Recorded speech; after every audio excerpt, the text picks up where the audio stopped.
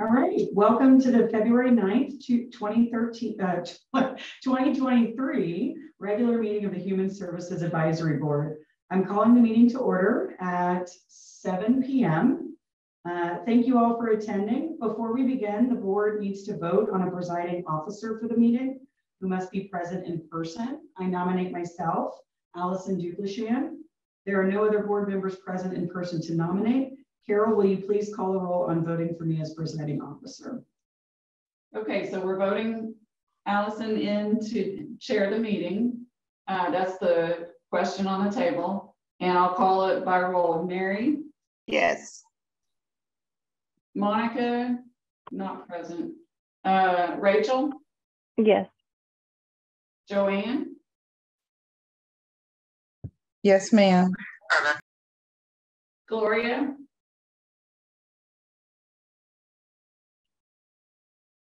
It's a good time to test everybody's microphones.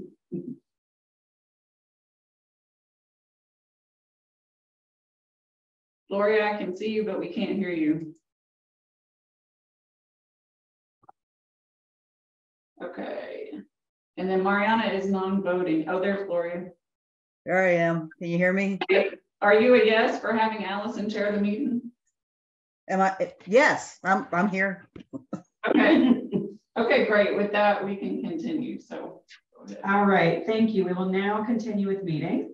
I will now call the roll for the record of board member attendance. Mary Earls. Present. Monica Gonzalez. She is not. Rachel Montgomery. Present. Joanne Parsons. Present. Gloria Quinn. Here. Mariana Zamora. Present. All right, with 6 out of 7 voting members in attendance, 5 out of 7 voting members in attendance, we have quorum. Staff, is anyone present in person, online, or by phone to speak during the citizen comment period? we have someone signed in as Devin J. And I'm not sure, are you here to talk at the citizen comment period?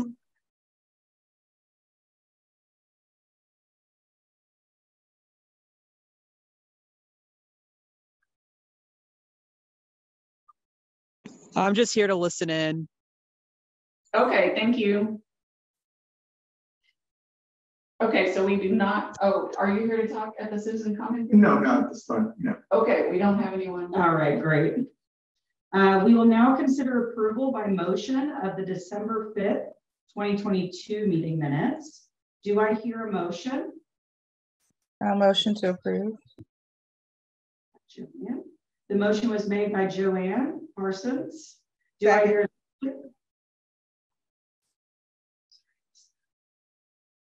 Second. Oh. Okay. Thank you, Rachel Montgomery seconded the motion. Does the board have any discussion or corrections regarding the minutes?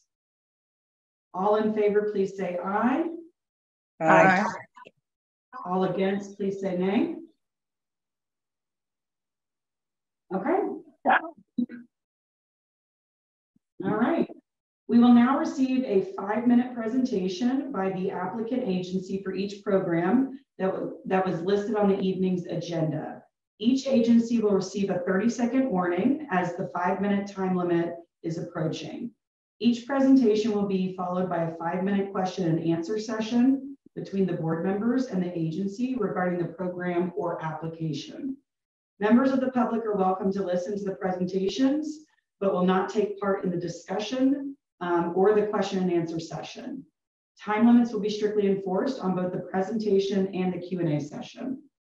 Since I am a voting member of the board, so that I can devote my attention to the presentations and discussion, staff will introduce the presenters and track their time.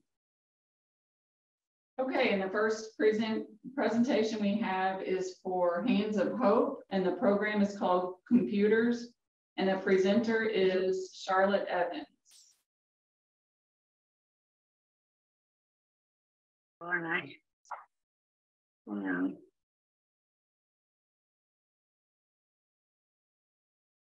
Can you hear me? Yes. Okay, thank you.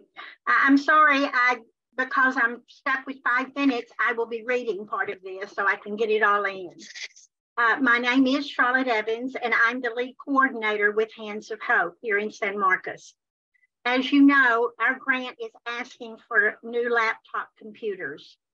Our computer class is taught for 2 hours each week. Many of our applicants will say this is probably why they thought they came to Hands of Hope. They want to learn how to use a computer, to learn specific programs, or want to refresh the skills that they learned when they were in school. So the students come to us with varying abilities and comfort level with technology. We target their specific interests and their needs. We do this by taking an interest inventory and then a learning modality inventory. We take the results combined with the comfort level, which will help us make assignments for that are specific to their targeted needs.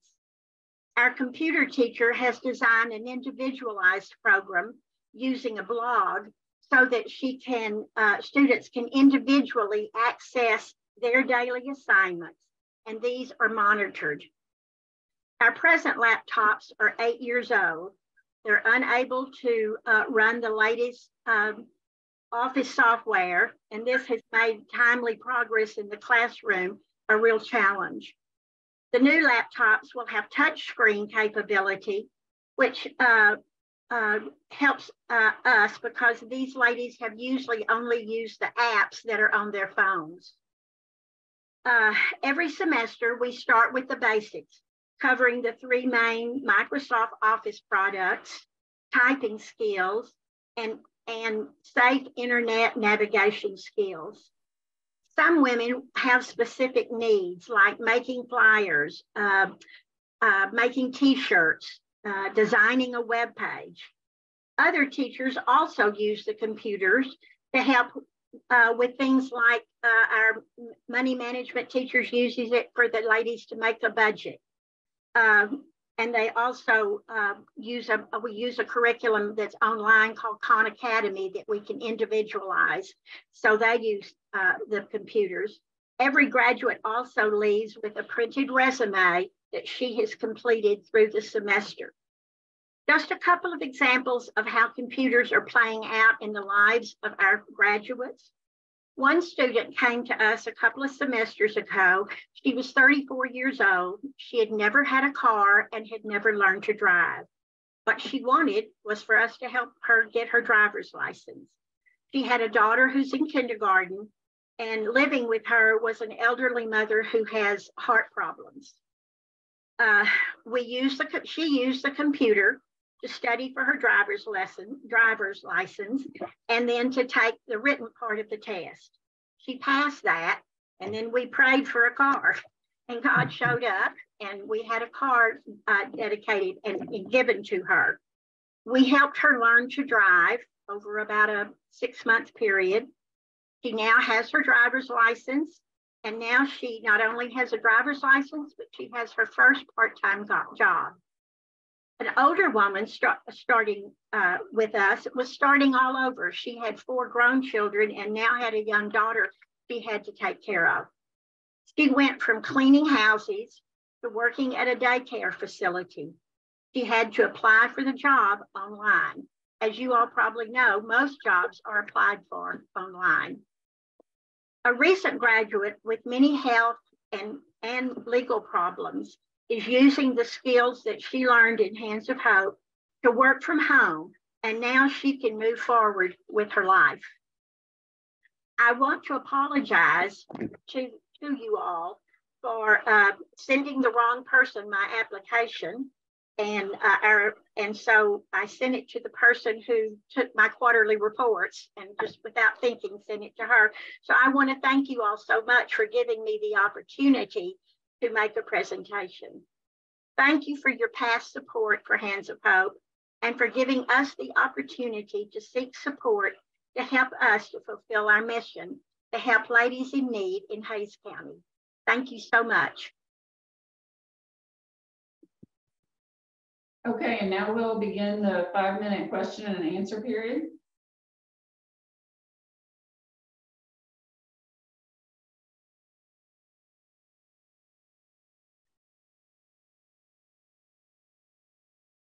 Charlotte, how many computers are you looking to replace at this time? I'm sorry, we're replacing 10. We at this point have 13, but we've decided that we will start with 10 new ones. And then if we need to add on, we will. Okay, great. Thank you. Gloria, you were asking a question and you're muted. Sorry, my dogs are acting up. Like if I shut the door, it's worse. So bear with me. Yeah, I was just looking at the handout that I printed on your agency.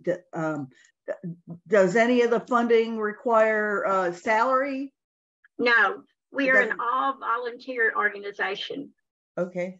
We do pay a stipend to the lady who drives our van, but she will not be paid out of these funds.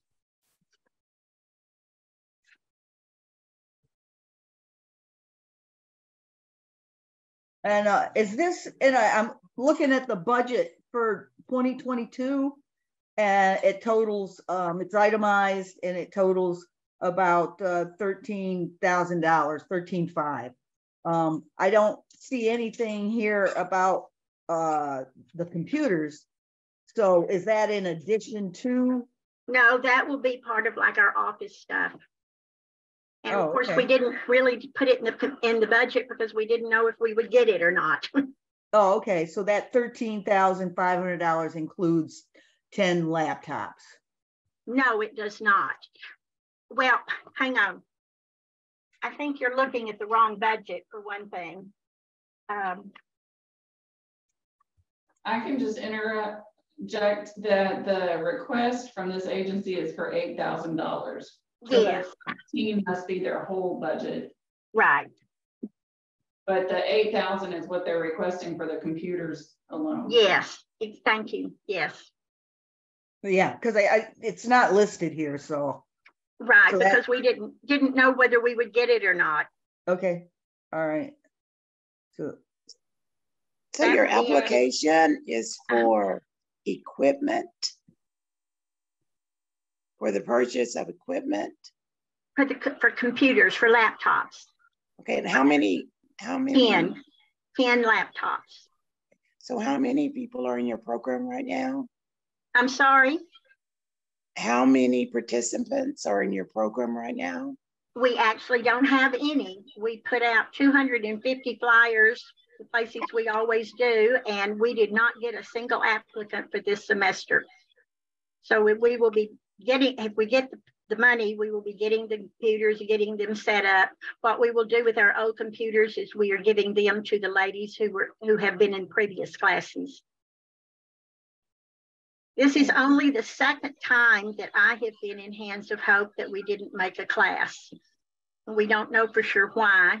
One thing is, I think the schools had an extra week before the students went back, and we always wait. We were starting the 28th of or 27th of September, and we didn't get any applicants. Thank you. I already have some for the next class though.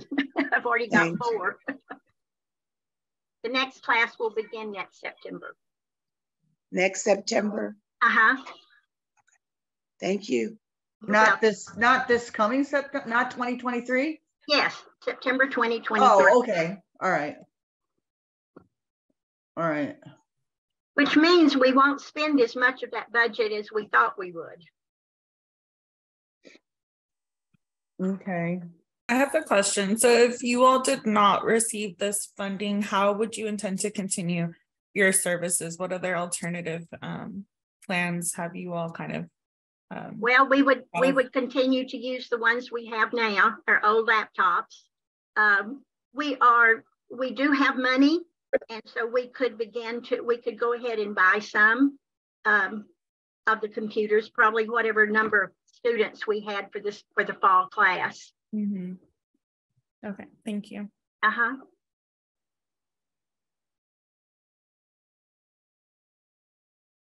Have you been approved for any of the additional funding you listed?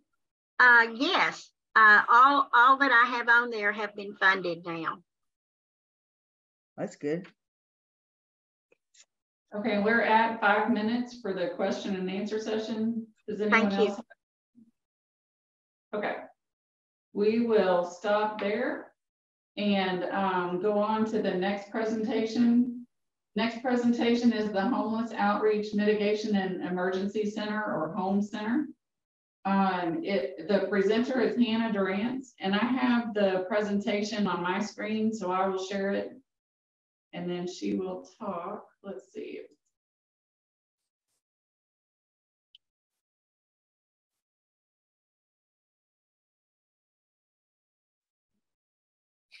Hello, my name is Hannah Durance. I am the Programs Director for Home Center, Homeless Outreach Mitigation and Emergency Center. I organized this program in 2019. Since that time, we have provided services to more than 1,000 individuals who are unhoused or at risk of becoming unhoused. We are a case management program. We do provide emergency shelter periodically through motels, but our primary goal is to provide case management to individuals who are unhoused or at risk of becoming unhoused. And we have a housing first initiative, which means that when we work with clients, we help them to get housed, but then we help them to maintain their housing. We don't want to end services, we don't want us to be a stopping point where people just get into a home and aren't able to maintain their housing. We're the only organization in Hays County that currently uses homeless management information systems, which is recognized by HUD and by Texas Homeless Network for case management. All of our data gets reported to HUD directly. Our clients work with many of the local organizations, including Hands of Hope, SHIBE, Community Action, Southside Community Center, BR3T, and many other organizations that we make referrals to.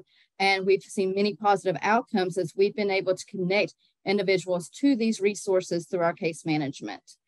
Next.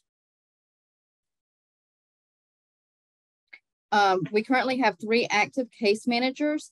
HMIS, or Homeless Management Information Systems, is where we track all of the data for our case management. It allows us to enter our case notes, show how much is being spent on each client, whether it's for a motel stay or for other resources like utility bills or rental assistance.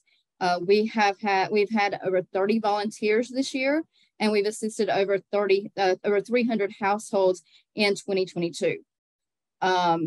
We've assisted over 60 households with becoming housed. So these are individuals who were either recently unhoused due to an eviction, or these were individuals who were who had been unhoused, some of them chronically unhoused, which means that they had been in and out of homelessness over an extended period of time, sometimes for up to 16 years.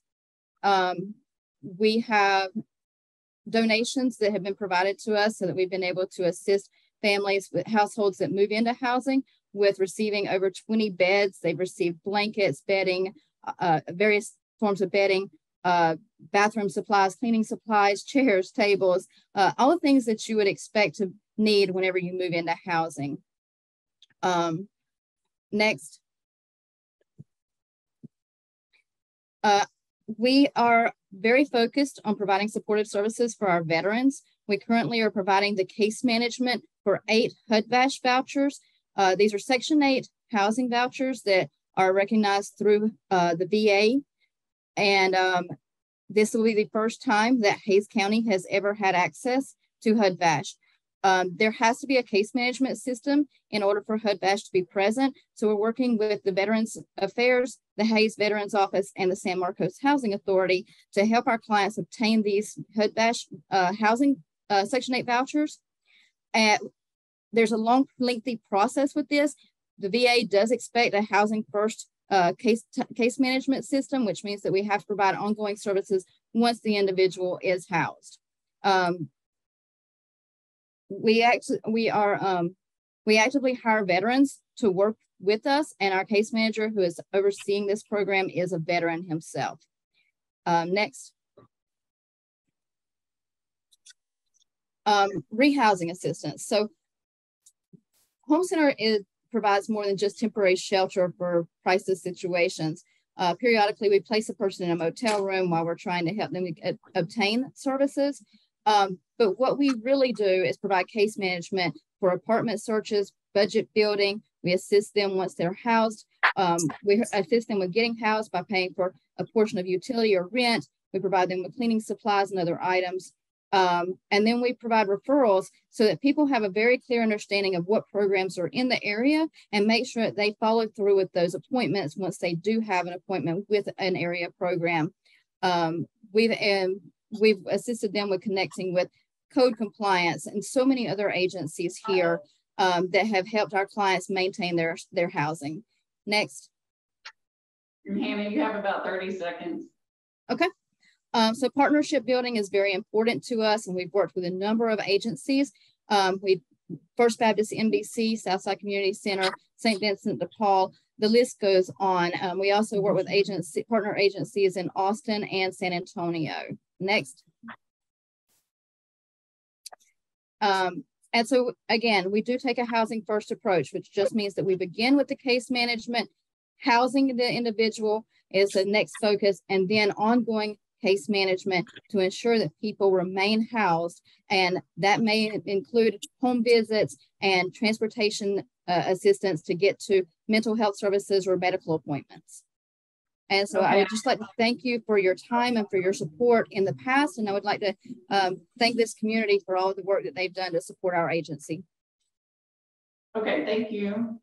And we'll stop there, and then we'll start the question and answer session.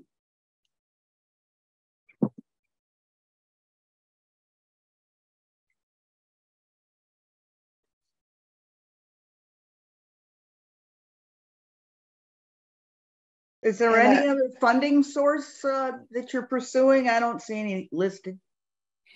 We have recently received several grants in the past, and we've also are applying for additional grants. We have an Austin Communities grant that we are still pulling from.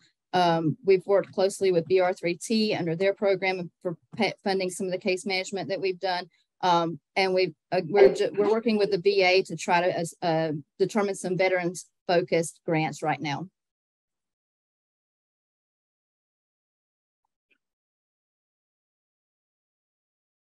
And I noticed that there's a number of salary positions that's needed. Correct, because this is a case management program. The primary thing that we pay for is case management. So that we can help connect individuals to the resources. So it is more salary than it is anything else. Is there I just downloaded the meat of the your synopsis here. How much in salary is required? About. For 2020, well, we've downsized our salaries because we're taking on fewer cases right now. But this year, we're looking at potentially about $11,000 a month. Oh, for everybody. Yes. Okay. What's that? Do the math. But as I said, we're working on additional grants. And so that's our projected budget. It does not mean that that's the budget we're going to be sticking with. So we are working on other funding sources. Hannah, did you recently have an article in the San Marcos Record where you were announcing that you were closing down?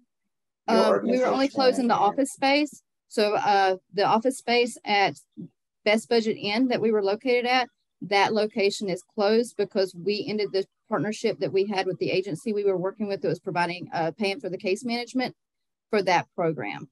So that was a very specific program that we were operating under, and we entered into that partnership, and we're working more on the veterans program right now.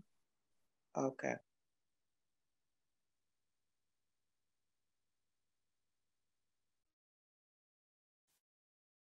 And Hannah, I think you might have said this, but this is for primarily Hayes County or San Marcos in particular? It is a Hayes County program. We don't exclude the rest of Hayes County. We do make a lot of referrals to other agencies outside of San Marcos, but primarily we see clients who are living in San Marcos. That is the highest number of clients we serve.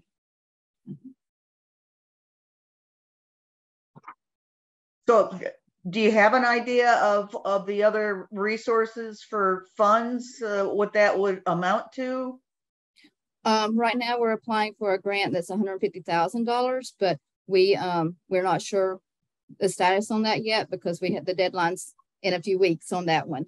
So we have begun applying for other grants, but no, I don't have a clear vision of what we may receive from those grants yet. Anna, your hotel program, what funds did you use to pay for that program? The motel itself was paid for by BR3T, and Home Center was contracted under them to just do case management. We are a case management program. We don't actually typically shelter, except in crisis situations, we will pay for shelter, but we are a case management program. So we had partnered with them to do their case management. Thank you. So where is your office located? Currently, we're actually working out of the veterans office, the county's veterans office, transporting clients back and forth to the VA, working from the library and doing some work from home. There's a lot of data that has to be entered for HMIS. And so we're working from home a lot on that. And then we're doing a lot of in-home visits. So we've refocused to be able to do a lot more for our currently housed population, to be able to do more home visits and help them get their appointments done. I worked with an individual tonight in my home to help him get his internet assistance program set up and then get him signed up for internet services. We worked on helping him figure out how to get his access to his online banking so that he could print out the bank statements to be able to provide for the housing authority. So all of the things that we do aren't always best operated from an office space. Yes, it's important that we have an office space, and at some point we may want to, we will be looking at that again. But it when we have doors open, it limits our time that we're working directly with the clients that we're already serving.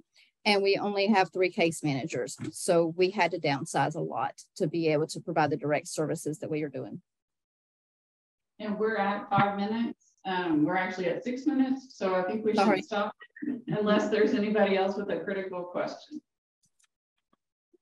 So, okay, we will stop there. Thank you very much, Hannah. And thank you, Charlotte.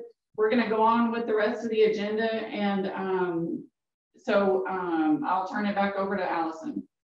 Okay, so we will now receive a presentation from staff providing guidance from City Council to Human Services Advisory Board on selecting programs for funding allocation. So Carol, the floor is yours. Okay, and I will share my screen again.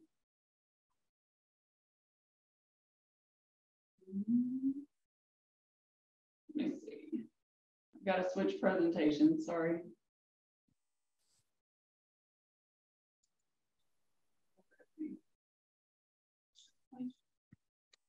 Blocks it, like I don't know. There we go. Okay. All right, on January 17th, the City Council approved a resolution providing guidance to the Human Services Advisory Board on policy and process for creating recommendations for funding human services grants. This evening, I will review the resolution with you so it can form the basis for the board's next actions. First, I wanted to mention several requirements that are already in place. Funding is required to serve San Marcos residents. Organizations must demonstrate that at least half of the organization's total budget will come from sources other than the HSAB. And I just wanted to let y'all know funding is generally on a calendar year basis. So the City Council is asking the Human Services Advisory Board to reconsider the 2023 recommendation. So not to rescore, but to go back and relook at the funding allocations with the following policy guidance. So the council wanted y'all to know that you shouldn't feel compelled to fund all programs. And the board should also not allocate funding by percentage. The board should also not vary from the budget of $500,000 for this year. In addition, not fully funding the programs just because they appealed. So those are kind of all of your nots, just to keep those in mind in the background as we move forward. In addition, they added a new criteria. The board should not fund more than 20% of a full-time position. And I've looked at the different agencies, and I'll show you the spreadsheet where I've tried to tally, who this might affect. In addition, the board should not fund brand new organizations or startups, and that is defined as organizations that have been in place less than 2 years. Let me ask the question. If you could hold questions. Yeah, sorry. And we can go over this just as much as we need after that. Okay, great. Okay. Okay, here's additional guidance, and I'll try to walk you through it. Funding should not come from both HSAB and CDBG for the exact same work. Now, what they're trying to say here is there should be no duplication of benefits. It really is, we clarified it with the city council. It is okay for a program to be funded by both HSAB and CDBG. That affects a couple of programs like CASA. But what we'll have to make sure of in the background is that they don't happen to charge us for each grant for the same hours worked, basically. Mm-hmm. So that's not as as you would think. I just wanted to be really clear that they can have funding from both sources. Okay, funding one-time expenses is an option. They kind of kicked around at the city council meeting that they would like to fund one-time expenses, but we brought to their attention that really ongoing expenses are what people are applying for and kind of need. Then the city council provided a short list of priorities. And so, okay, sorry, distraction.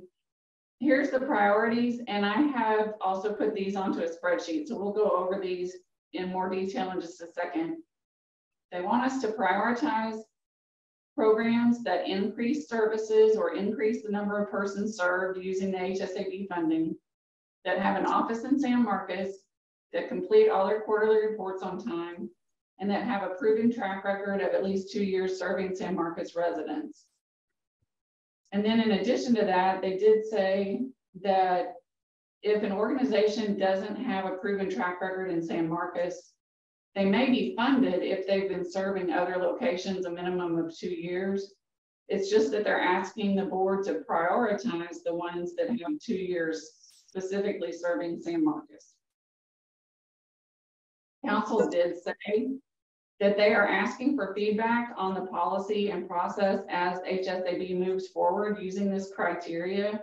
So they are willing to hear from y'all suggestions or different recommendations or whatever you need to say about where this process stands.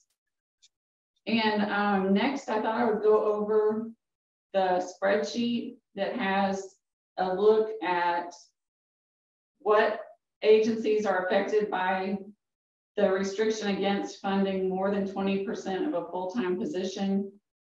And then just to put in some priority, I scored 5 points for each of those 4 priority factors to see how it would impact it. And I can show you that on a spreadsheet.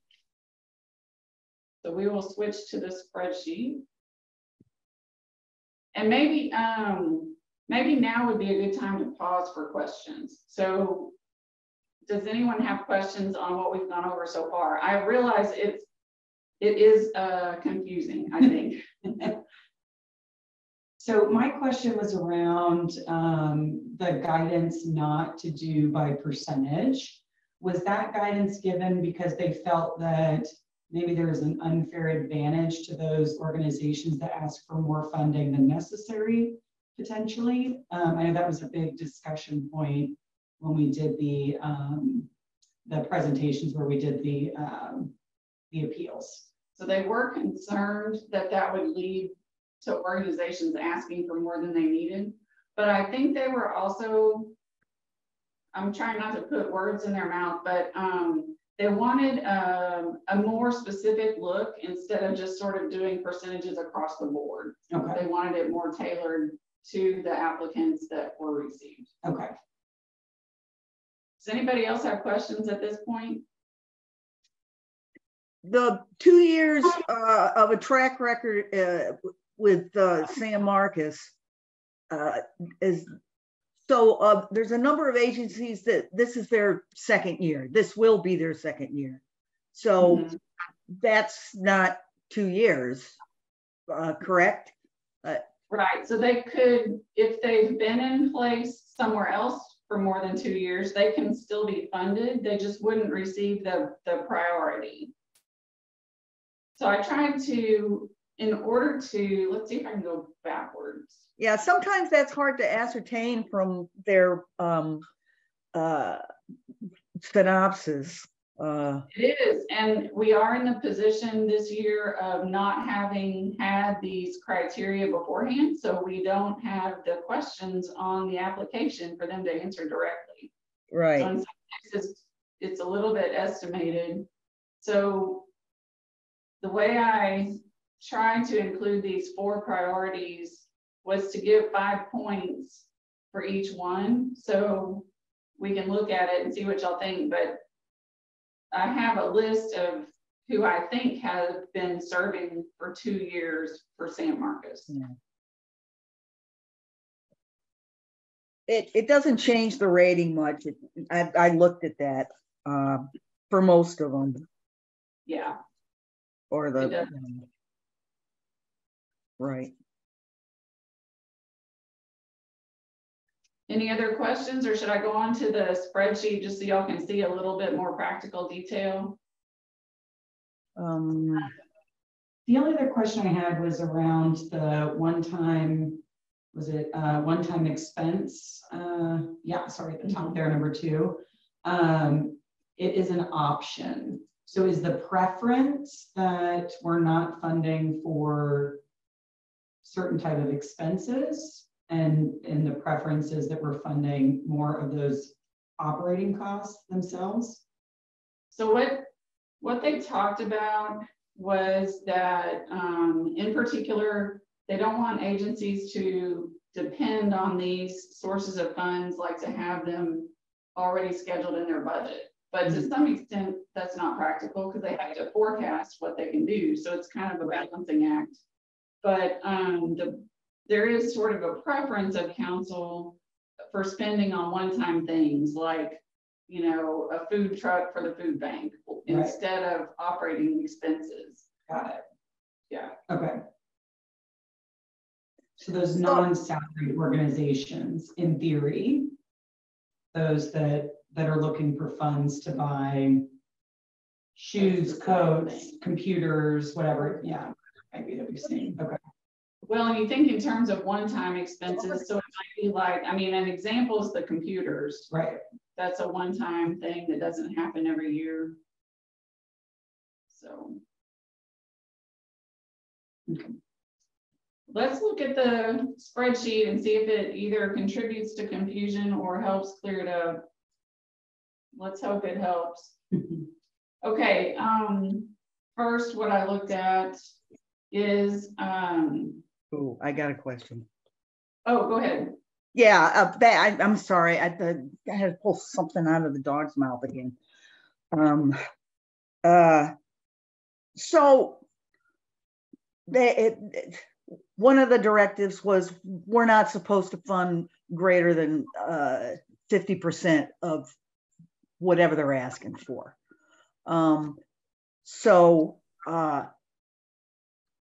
Most of the agencies have other resources that they're trying to get funds from. So how does that, do we just anticipate that they're going to get funded with that additional money, so we're not paying for 50% of whatever it is they need? Or do we just not look at that data and say, okay, my budget is $150,000 and I'm asking for $75,000, and just not take into consideration the other resources that they're trying to get? Right, you kind of have to assume they're going to get whatever they're, asking for or whatever. Let me make sure it's clear that the 50% rule is about the agency's budget, not the program budget. And I got that confused the first year, but this year I realized it's, I went back and looked at how it's worded in the bylaws, and it says, so it's trying to prevent an agency itself from relying on this program to fund more than 50% of the agency budget. So okay, in this case, we're thinking in terms of programs, not the whole agency. So that's why we ask for the agency budget, and then we also ask for a program budget. okay. So not 50% more of the program budget. So like, for example, if it costs $100,000 to run an agency, and they're asking for $60,000, that's too much. That's more than half of what it costs to run the agency. But if it costs $100,000 to run the agency and they're just asking for $30,000 for their program, then right. that's okay. So we're looking at the agency budget, not the program budget. correct. Okay, because the agency budget is usually pretty substantial for a lot of these. Yes. Okay, so, well, I guess that criteria isn't particularly useful then. I don't know. Yeah.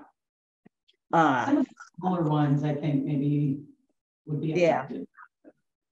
Well, I remember last year you put out a little spreadsheet like this that literally indicated how much they're asking for and whether or not it exceeds the 50% of the, but it says program. It doesn't say, that makes more sense to me, but last year I had it wrong, like where I was looking at the individual program. Oh, okay. Yeah, and so this time I realized it's 50% of the agency budget. And I honestly can't remember. I don't think I have it on this spreadsheet. I don't know that I have a spreadsheet that breaks that down. You don't? If I'm remembering right, I'm thinking that none of these agencies cross that boundary. No, not if you're looking at the agency and not just the program, which I don't know. I think it should be the program, but I don't make those decisions. So. Well, okay, so this list is only those with salaried positions then? So this list is all the agencies, and then I went through to see what funding they're requesting and whether or not it's for full-time positions. Got it, okay. And so, for example, I looked at the San Marcos Housing Authority, and I do feel like we have to take this with a grain of salt because I had to just use the information I had in the application. We weren't able to ask the agency, like we haven't done that. So it does seem like for the resident services service coordination program, they're asking for 29% of each for 2 positions.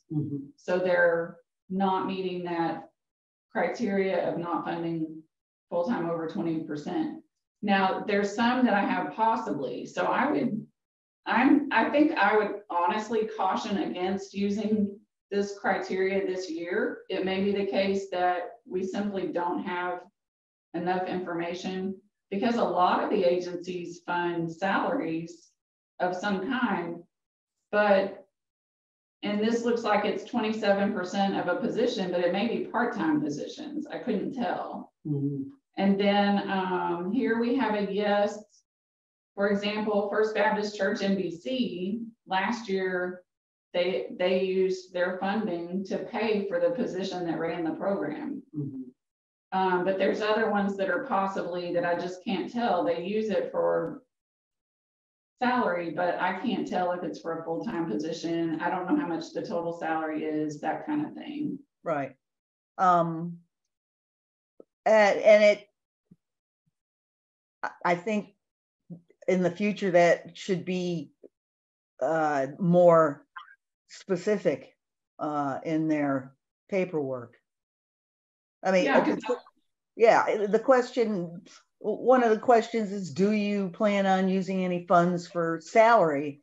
And a number of them didn't even respond to the question when I went to look. When I just saying.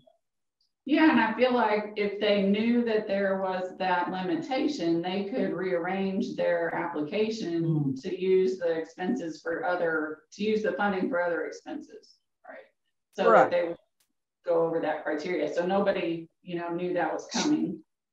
Carol. So that's that part of it. I'm sorry, go ahead. Carol, so did I hear you say we have the option not to use this criteria this time around? We do, because this, for one thing, it's guidance. So it's not like formal requirements of this council. They are just asking the board to use these requirements. But also, I think there is a clear realization that these are after the fact. And so it is the case that y'all can choose to say to the council, we did not use this requirement this year because we did not have enough information to use it, or however you want to put it. Or you can choose to use it if you want to. Yeah, but I think we just don't. I think that we do not have, first of all, yes, not enough information. I don't know what time constraints we're on, because I didn't hear that.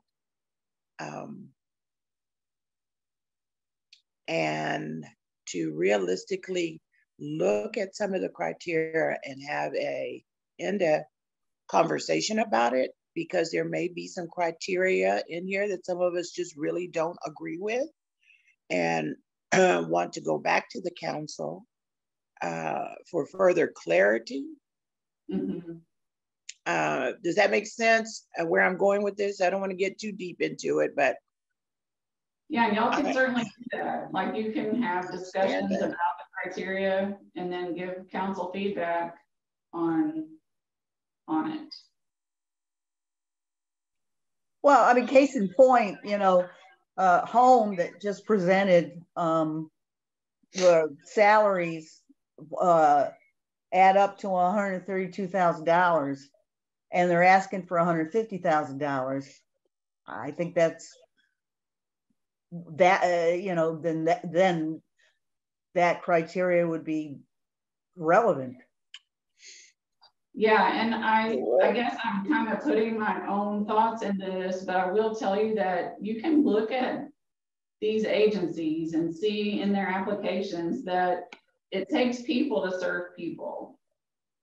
And so I understand that the city council doesn't want the organizations to come to rely on this funding to fund full-time positions, but it could be that cutting it off at 20% maybe isn't workable or something. Yeah, no, I would, because she said that that's their service providing. Yeah.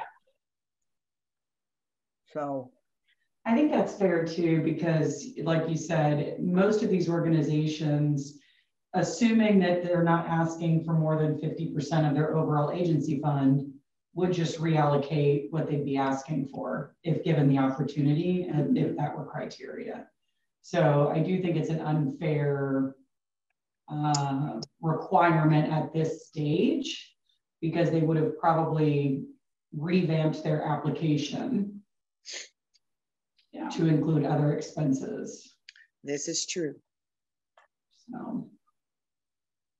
So at this point, why don't I go on to the next part, and then I'll be done with my presentation and we can move through the next part of the agenda. I wanted to show you what I did with the criteria for prioritization. 1 second, I have to get my spreadsheets up.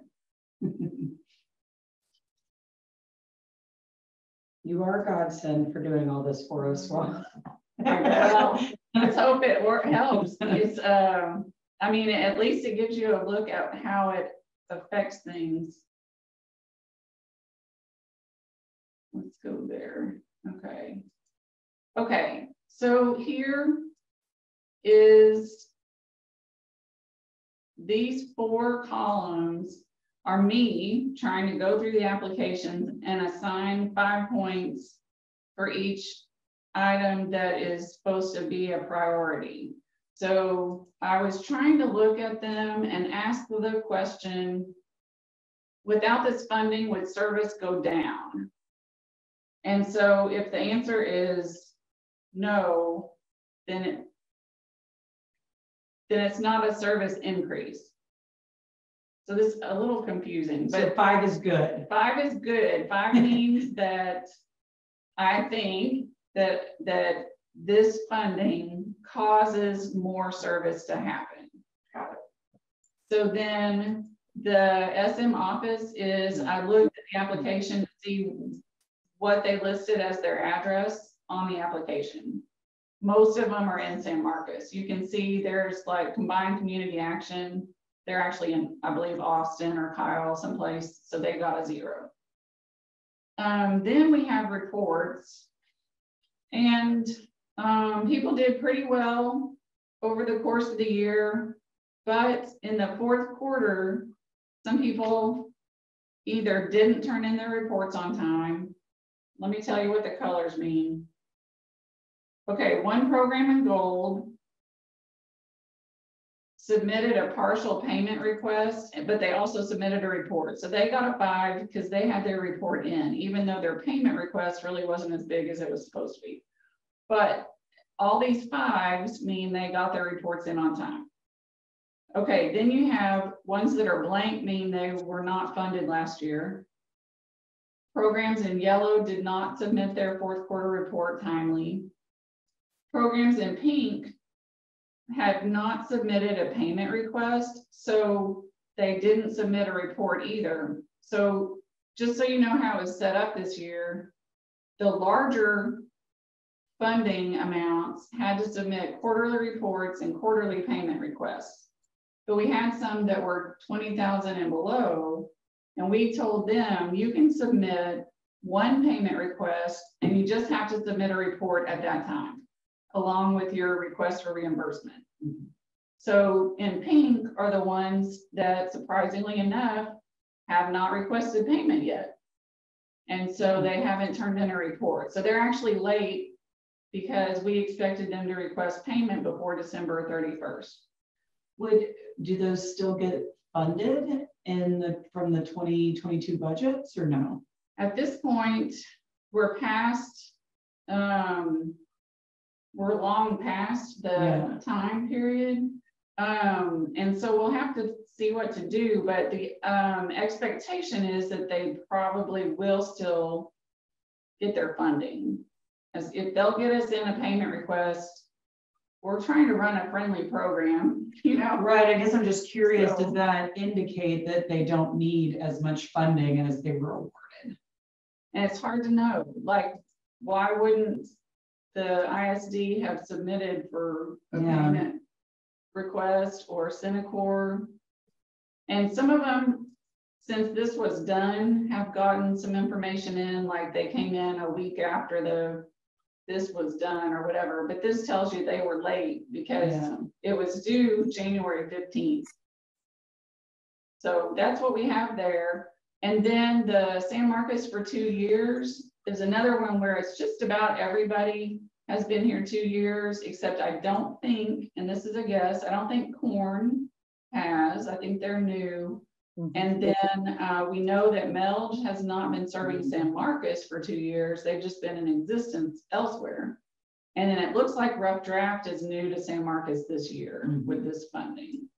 So it just affected those 3 organizations. So when you tally it across, you know, and this is kind of like, if y'all want to use the 5 per each item scoring system that I just did to show, here's their score with the additional points, and then here's their rank with the additional points. And it does change their rank some, like these 2 organizations moved up from 13 to, from being tied for 13 to being tied to 6.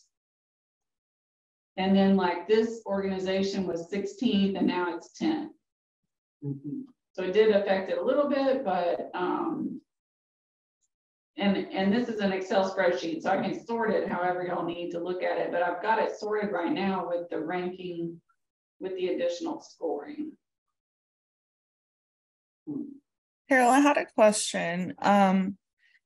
So I guess a question about like what happens after they're awarded and then prior to us even reviewing the applications. So once organizations are offered this funding, I'm assuming they sign some contract.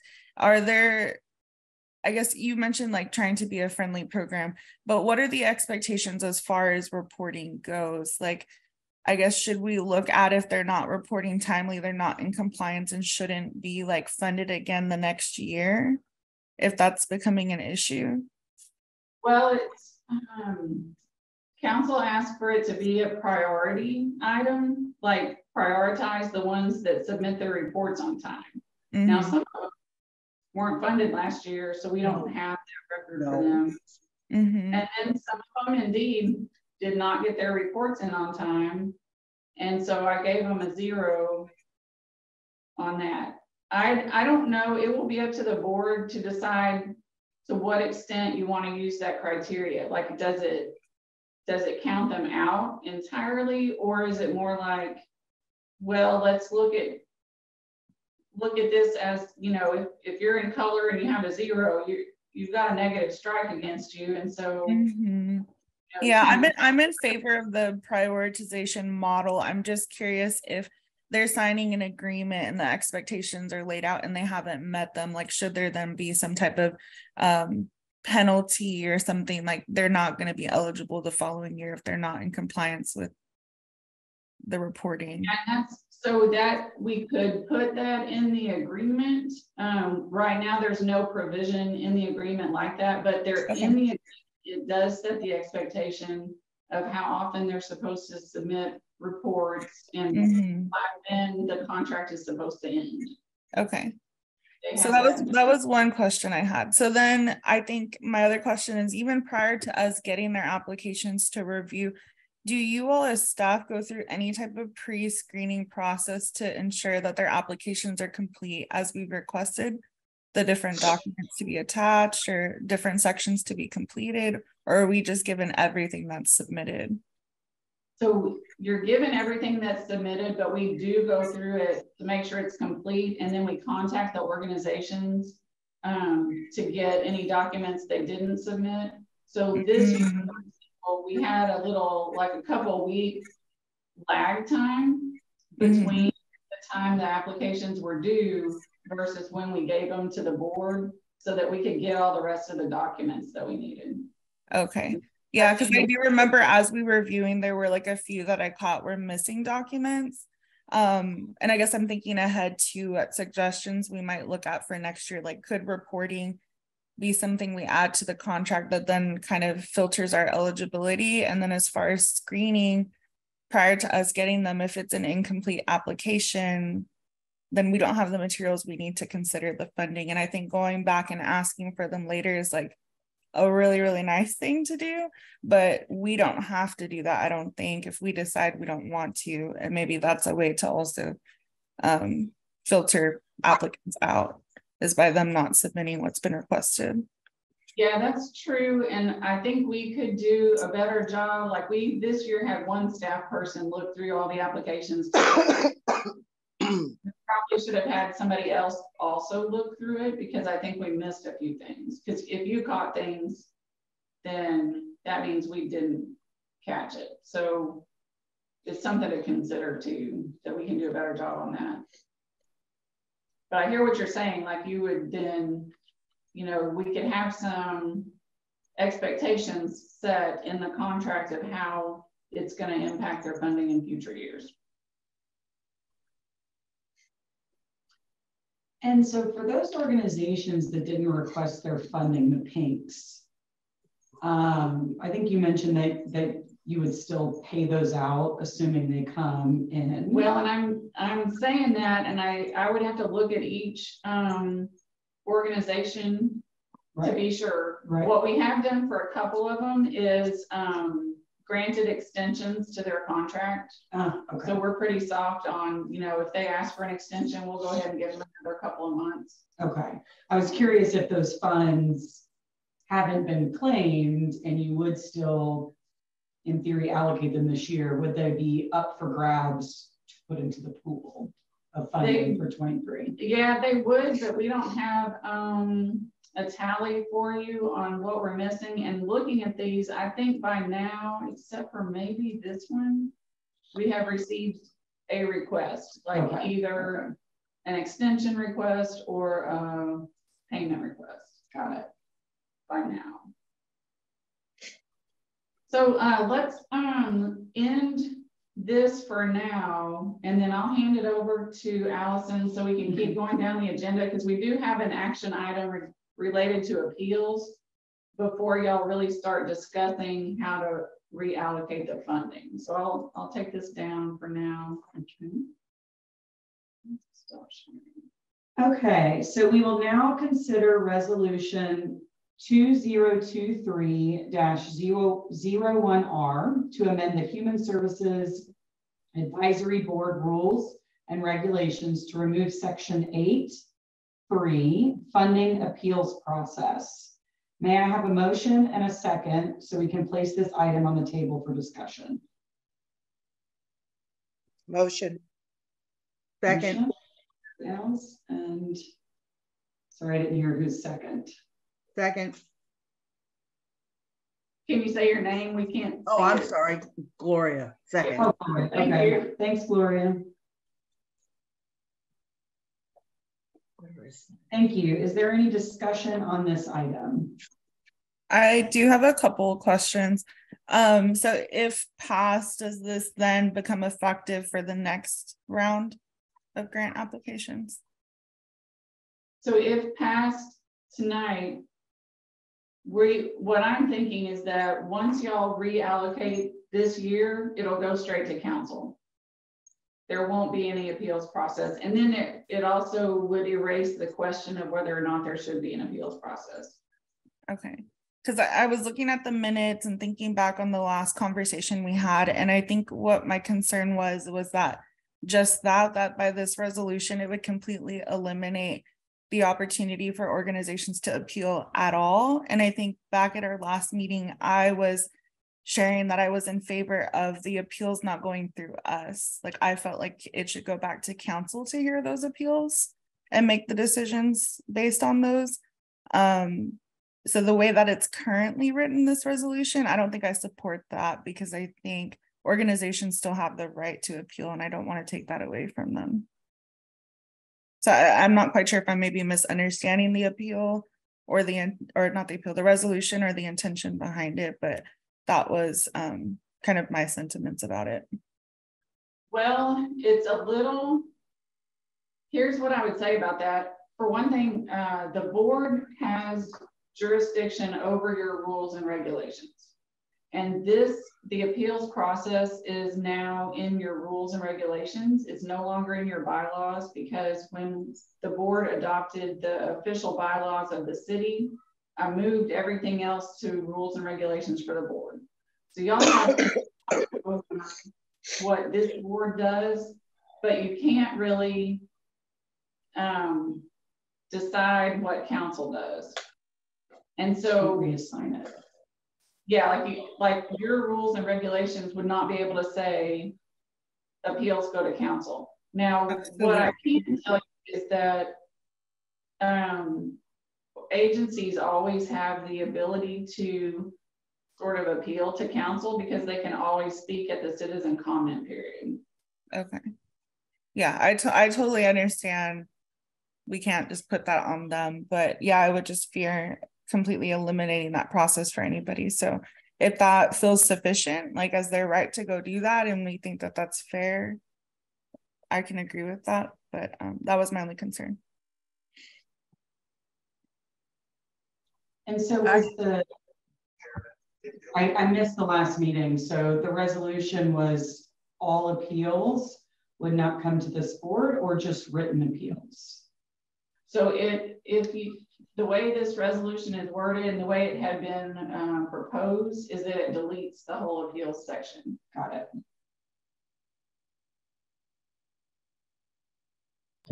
I think we should delete the whole appeal section because they do have an opportunity for the 3-minute citizen comment. And also, I was going to ask, this CDBG grants, do they have an appeals process in place or no? No, they don't. They do not. Okay, great. Right.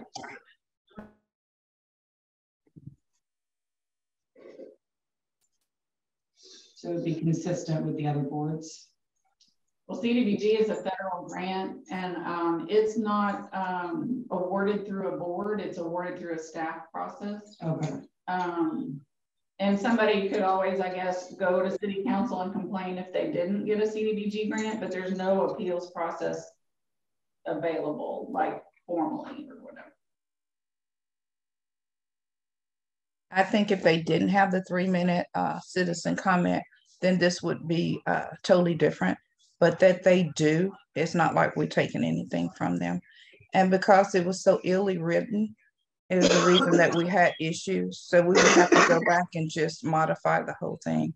So instead of doing that, again, I'm for not having the appeals process through this board or through the city council. I agree also with them.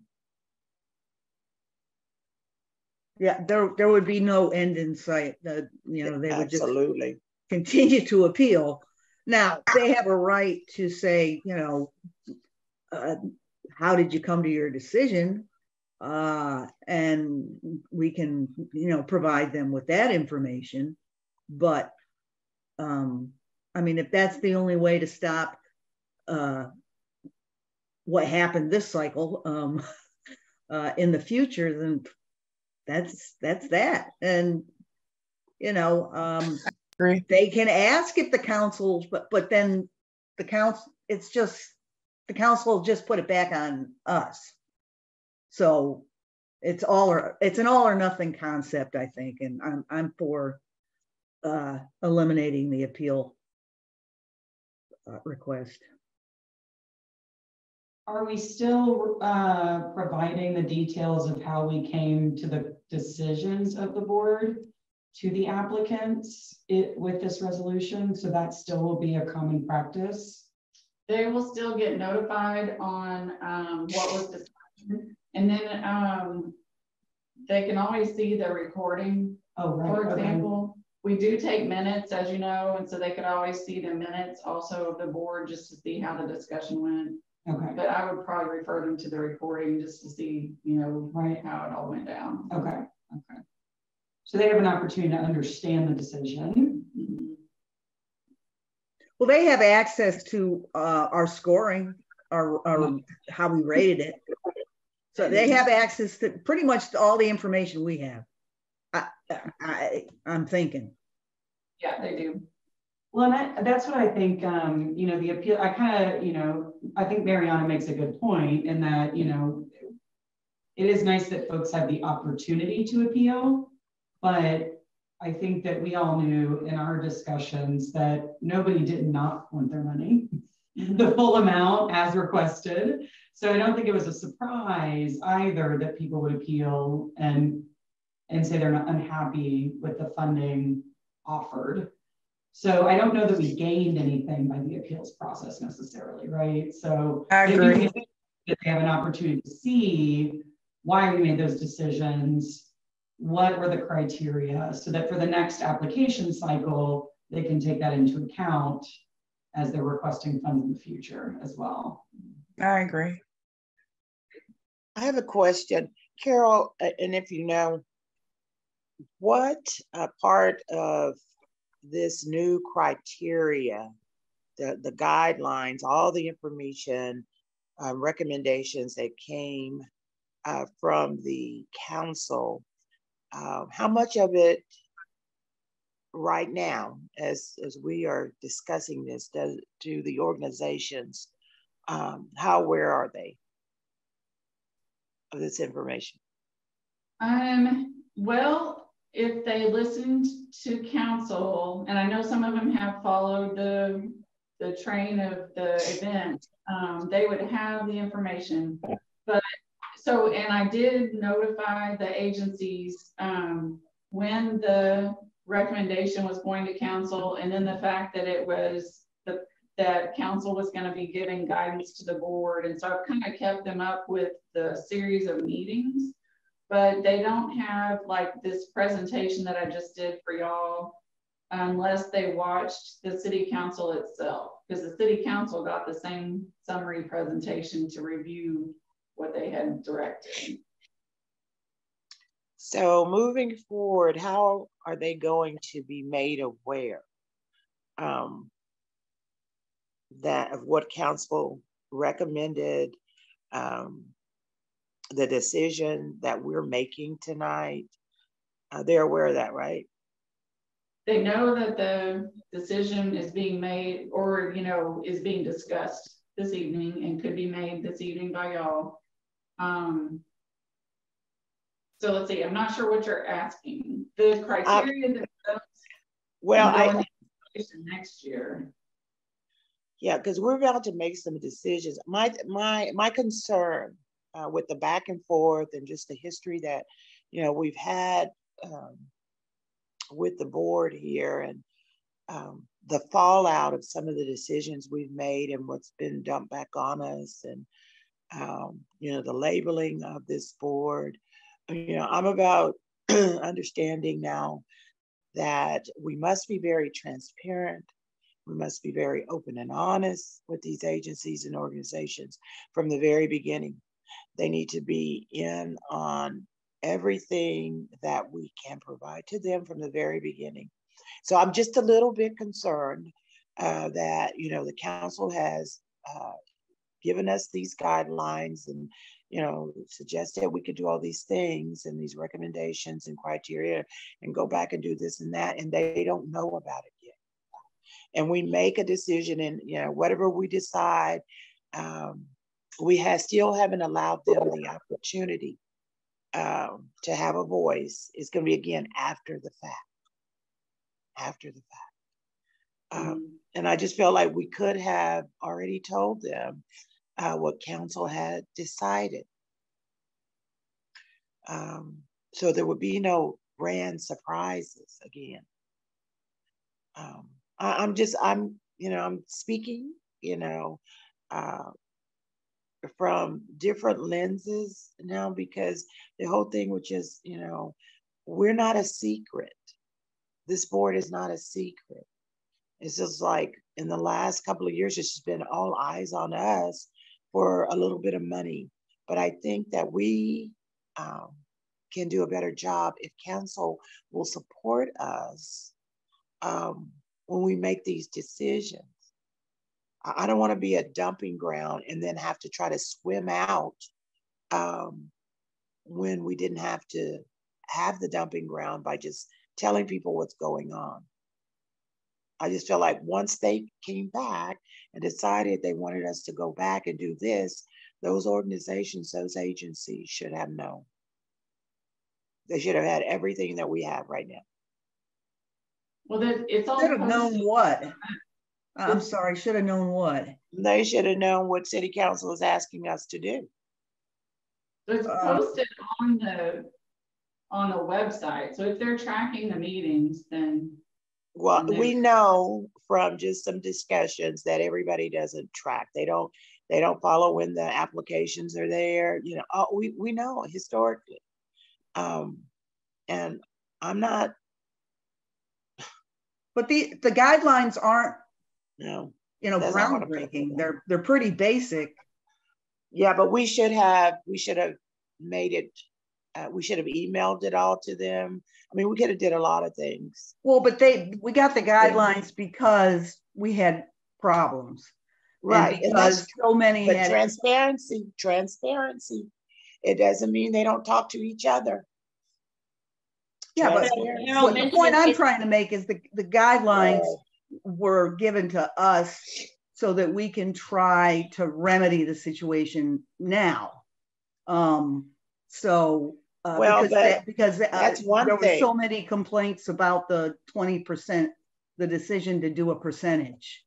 But I'm just saying again, I get all of that, but transparency is letting folks know that we're moving forward to try to fix it. And this is the tools that we've been handed to fix it with. Well, we can share that with them now. We just got it. Oh, God. Yeah, what? I don't get it. We just got it. You don't. I mean, we've had okay. it since the 17th, okay. so they would have had more than 2 weeks to review that information. Pardon? We've had that guidance from the council since the 17th. And so they could have been given that information. Maybe not that same day, but soon after. So that's been a couple weeks. Well, is this something we can just post on our website? I don't know what and it people changes. can just check? Because you're putting administrative burden on Carol and the resources at the city level to send out emails to all applicants. And I really think we need to put some of the responsibility back on the applicants. And if they really want this money, they should be checking that website. So at least at a minimum, have it the guidance posted on the website. Well, because we want to be, the council wants us to be a friendly entity. And given how this all rolled out, the whole thing with the appeals, and I mean, the appeals process could keep going on and on and on and on and on. Okay, right. Let's not forget that. Mm-hmm. But, you know, as a board member, the transparency thing is really big. Sometimes you have to put a little bit more in. Of course, we don't want to put any burden on anybody. You know, Carol can speak for herself. I mean, we had people didn't even know the application was there. I just say if we make every effort to eliminate some of these things that have brought us where we are right now, it's up in our face. The appeals process probably wouldn't have been a battle. I'm not here trying to debate anything, so don't get that wrong, but I am here to say that we need to make a greater effort, okay, to be transparent with the agencies and organizations, to give them the opportunity to speak out early on. You know, we can eliminate some of this stuff if we just give folks what we have so they can have a voice early on and not after the fact. Or we get more problems. I just don't see how it changes anything. 2 weeks it's been out there. Now, it may not how does it change anything we're going to do? How does it change anything they can do? No, I'm just saying give them the information. I'm not saying it's going to change. Give them the information. Are we going to vote on whether or not we're going to do the appeals process? Isn't that what this is? What we're Yes, we're in a discussion right now. So I guess if someone wants to call the question, then y'all can. Yes. Move it along. Here we go. Please. Move it along. Here we go. Vote on this item. So Carol, will you please call the roll? Okay, so the motion is made to approve removing the appeals section from the Human Services Advisory Board rules and regulations.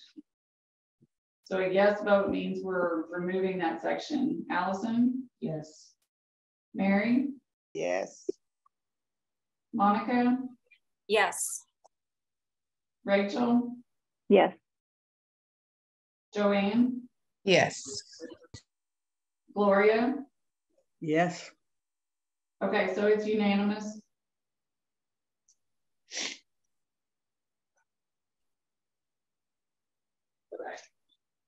Okay, so next item. Yes. Okay, we will now hold a staff facilitated discussion among board members on the full year 2022-2023 or fiscal year 2022-2023 Human Services grant applications for the purpose of comparison, evaluation, and selection to create a recommendation of City Council on which applicant agencies should receive funding and how much funding should be granted to each selected agency. This discussion is public. However, there is only it is only among board members. This time is meant to be a free flow of conversation, but please make your comments succinct to allow time for all board members to share if they wish. This discussion was facilitated by Carol Griffith, Housing and Community Development Manager. Carol, the floor is yours. Okay, so this just basically puts us back to where we were. It's really an open discussion. I'm not going to provide direction on what should be done. Y'all can provide direction to me. Like, for example, if you want me to email all the agencies the council guidance, I can do that. But let me know if that's the board's direction. But then, you know, the main questions at hand are, and I'll bring up the spreadsheet again so we can see it. How is the board going to reallocate the funding or allocate it to begin with? And we can use this spreadsheet any way y'all want to. This just has all of the agencies and applications listed on it. And then it has all the different sorts of information that we can look at if you want.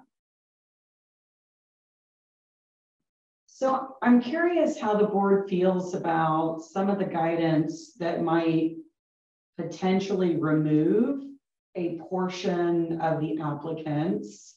So for the guidance around service increase or San Marcos office, and you know, pick any one of the guidance, 50% of the agency's funding, whatever it might be. Are we looking for ways to eliminate organizations completely through that type of elimination process? Or are we uncomfortable with that?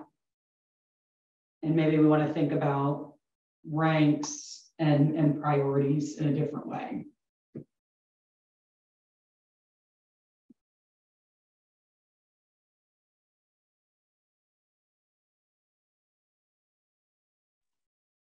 I like the idea of per the criteria, start trying to eliminate some that don't meet the criteria. And then from the ones that are left over, looking at the ranking. I'm not in favor of completely eliminating, only because we were asked to prioritize. So it's not a criteria yet, but it's not to say those things couldn't be put in future grant applications. But for right now, I feel like that's not fair, because that was what they informed their decision on upon applying.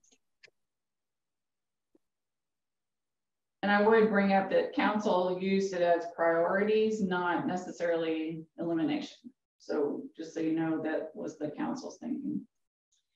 The only thing I'm wondering, because I wasn't totally sold on the idea, I was just more or less seeing what people are thinking.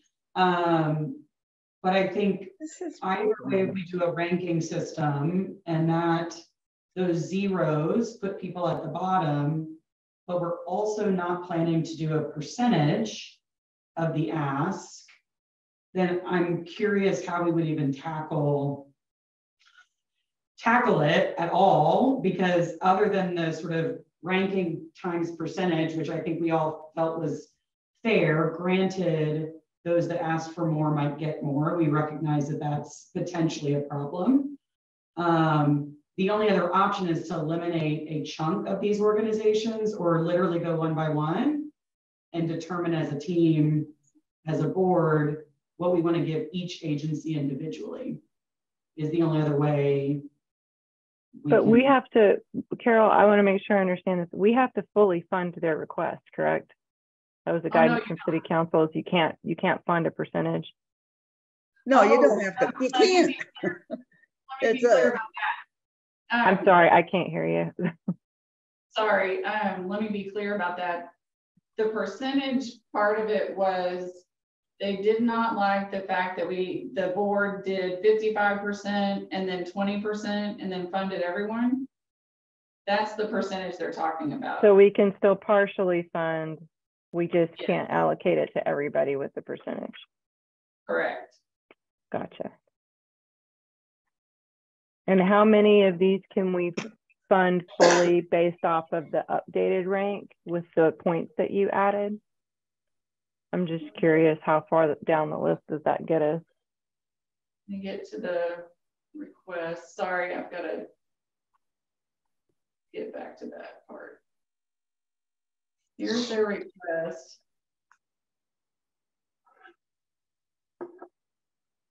Let's see. I'm gonna this part. We'll hide this. It's available if wanted.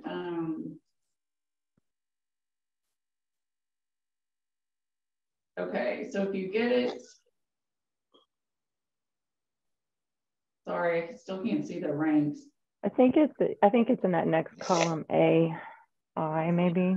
Yeah. It's AI, and so you can see it tally down here some. So let's see how far we get. This is 469. You get 11 organizations. So you can do, you couldn't go over the amount, but you could do a partial for the next one. A partial for somebody. Thank you. I was just curious how far that gets us. Yeah, and there's 38 applications, so it is a tough decision. It really is.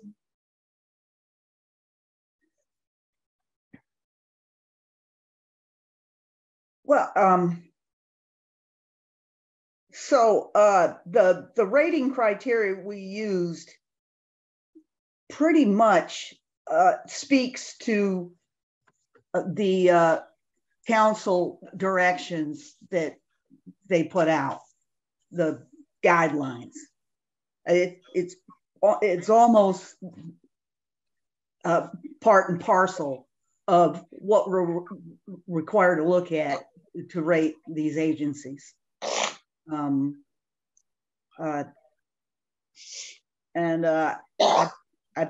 given this a lot of thought. I put a lot of work into trying to figure out how best to approach it, other than going down 38 agencies, and you're still, even if we did it one by one, you're still left with a process of elimination and partial funding, because the request is for $1.6 million and we got 500. So a lot of the appeals complained about, well, you're only giving us this much this year, and last year you gave us this much. Well, last year we had $1 million. We no longer have the American Rescue Plan. So that really is an argument that's moot, because we gave you this money last year because we had the money. So I just want to throw out a couple of ideas. Some of the agencies that have quite a budget, an agency budget in the millions, I think that should be part, or could be part of what we consider. If you've got a budget of $3.5 million and you're asking for 20,000 from us, or whatever the number is, does that really matter if you've got all these other resources? And the agencies that are asking for a big chunk of money, like, a couple of $100,000 when all we got is 500 anyway, is unreasonable, in my opinion. So we could take a look at the ones that are asking for the most amount of money. I don't think that's right. Why not? I do not think that that's right. Why not? I'm going to just step on out here early on and just say, I just think that really we have not there have been so many issues with this little bit of money here.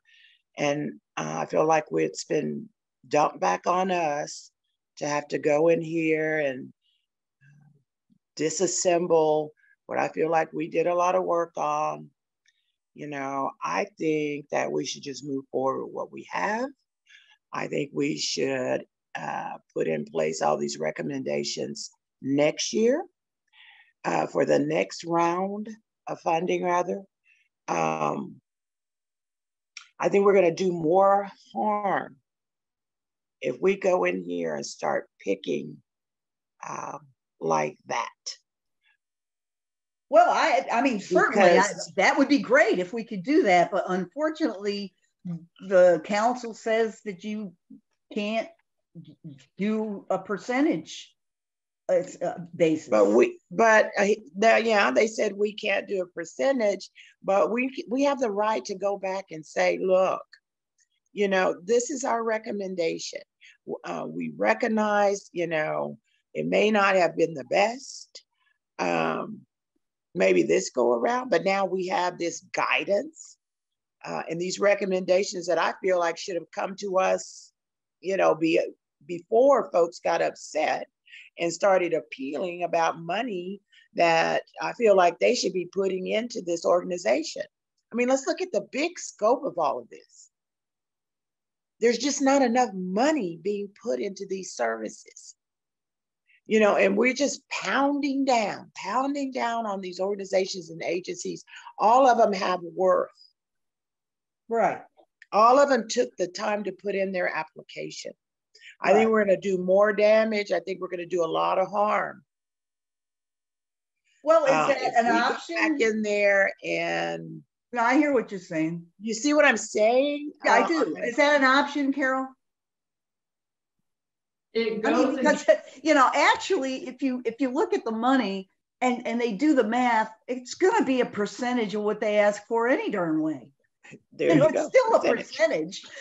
You can call it whatever you want, but it's still a percentage of whatever you ask for. This is the amount of money you're getting, and it's a percentage. So I don't know. That's not what the percentage meant. Like what they meant by that was they did not like the fact that the board did 55% for this many and 20% for that many. I know. Means of making the decision. But we need to stand up. We need to, I feel like we put quite a bit of work into this little money and allocating it out. No, we would have loved to give everybody more money. People are upset because they didn't get more money. But all these agencies work together. You know, we're stuck. We are stuck. It's been put back on us again. We are stuck here trying to fix something that really is not fixable. Not from where I'm looking. And then when we make the decisions tonight or however long it's going to take us, and I don't think we're going to be able to make the decision tonight based on the time that we have, because we've taken the appeals process out, they can't appeal the ones that we're going to be taking all this money from by eliminating them. So I understand what Mary Earls is saying as well. And because we've been given these guidelines right now we have to go through this whole process over again. And nobody's going to be fully funded or get the amount that they're asking for.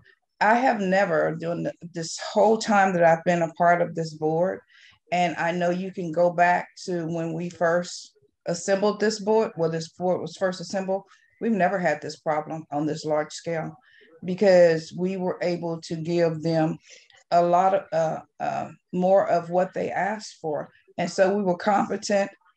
People didn't call us names or look bad on us, at us or anything until even last year when we had the $1 million. We gave out all that money. We had no appeal. Everybody was happy. And we were a good board. We weren't complained about. But all of a sudden this year, we ended up trying something different. And now we're incompetent. Now we should be disassembled. now the city council should take over what we're doing. All of a sudden, we are a big mess. We're a big problem, and we don't know what we're doing just because we didn't give out what people wanted. And I think that that's unfair to the board. So I understand what Mary was saying about city council holding us up a little bit more to a standard than they did during their city council meeting, which made us seem like we didn't know what we were doing. And we've never had this complaint before, ever on this scale. So I do understand what Mary is saying as well. To take all this money from, let's start from the bottom up, and I know what Gloria probably will recommend. Okay, where's all the money going to go to, since we can't, I mean, it's been recommended that we don't have to give any more money to the ones that appeal. So where else is the money going? You shift it around. So is it an option to just present, say, you know, let's stick with what we got, and next year, I'm still, you know, it's phonetics, really. I mean, the percentage, it's, yeah, I think, you know, it's just a, you know, it's just a number that we came up with to try to accommodate the agencies, and the ones that got the lower percentage. I'm sure that we would have given a higher percentage if we, or a higher amount of money. I'm not going to even use the word percentage. Higher amount of money had we thought that it was warranted. So yeah, is it an option to go back and say, you know, we like these numbers, you know, and is that an option, Carol, or not? Because I don't want to just complain about it if it's not even an option. Well, I mean, there's no regulation that makes it where you can't do that, but it would be going against the request of city council for this board. At one of the city council meetings, I think it was Gleason or one of the guys that said that he didn't mind if we kept everything the same and then implement some of these changes next year. I listened to both sessions, and also the evening session, and I'm sure I heard him say that. I don't know if city council agreed, but I know that he did make that statement. City council passed a resolution giving you guidance. So the city council as a whole has given you this guidance. I don't mind. It's just, we were all wondering if there was just another option to this. And we're not going to get it completed tonight, but no, at least when we reconvene, I guess we'll know what we have before us. I mean, you go in here and start, okay, so you just give them the 5%, you know, and you bump up people even more. Everyone is going to be, look, and that's why I said we should have given them this proclamation or whatever, this guidance that city council had given to us, this directive to go in here and fix what? They should have had it. That way, if our hands are being held now and we have to do this, they already know why we're doing it. Because I guarantee you, once we do it, there are going to be more calls. Okay. You know, there'll be more calls, but our hands are tied. We can't do anything. I can live with that. I mean, what else are you going to do? You know?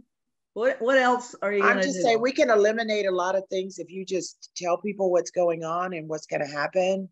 And because the group of folks that appeal, they should have had a copy of what city council had recommended to us to do. So as we move forward and attempt to follow these guidelines, there will be no surprises. We eliminate some of the calls and complaints and whatever, because it came from city council.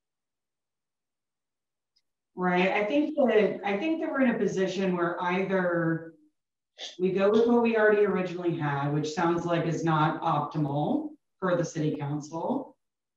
The only other option I see is we eliminate agencies. Oh God, don't say it. Don't say it. I mean, how else can we do it? Or we apply a flat fee. Everyone gets 20,000. Like what's 500,000 divided by 38 or whatever.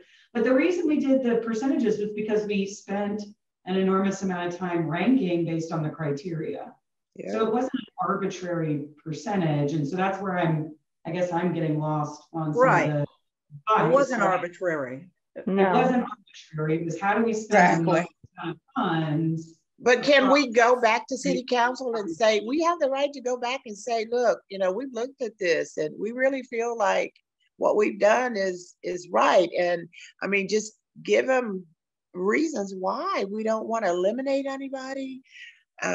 We don't want to start picking at anybody's money we've already given them. Maybe they may squeak out something else. You know, I've read every one of those appeal letters, and the main complaint about the percentage, but the consistent complaint was, well, if you ask for a lot of money, then you get more money. Sure. But they don't. I don't think that we didn't apply the percentage to every agency. Well, we got down to a certain amount of money, and that's what ended up happening. The other thing that they complained about consistently was that a agency would be rated number 37, and they got more money than somebody that got rated as in the 1 or 2 or top 10. That was a consistent complaint. So it's not just about the percentages. That was my take. That was some of the organizations have more than one program, and some of the programs got more money. Right. Yeah, I think that's part of the issue is the agency, and I think we talked about this in one of the sessions, the agencies didn't know that we would apply a percentage, and therefore they weren't incentivized to ask for more money so they'd get a higher percentage for this calendar year, right? So that's true. Yeah. So it wasn't like there was,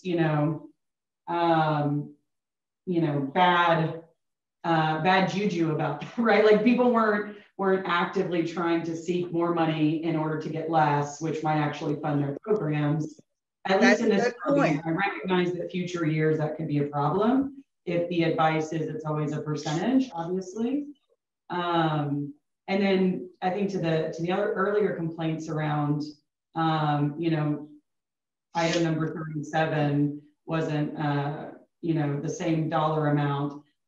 I don't know that that's just a holistically valid argument. Back to the only other way to sort of accommodate for that is to literally go organization by organization, and we have some kind of criteria amongst ourselves that says,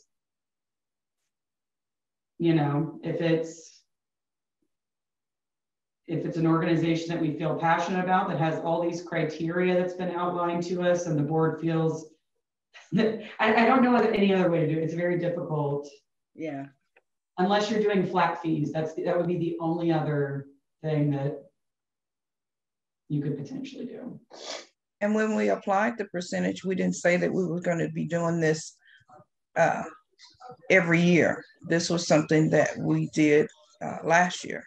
So I don't think that argument that we'll just ask for more money the next year because they're going to do a percentage has any validity to it at all, because that's not something that we even voted on to do. That was just something that we did for last year's allotment. Which is why I'm saying, can we just send an email to the council and say, look, we appreciate, I can't say support yet, but we appreciate the, I'll be honest, that, this guidelines, these recommendations, but, we truly feel like, let's see where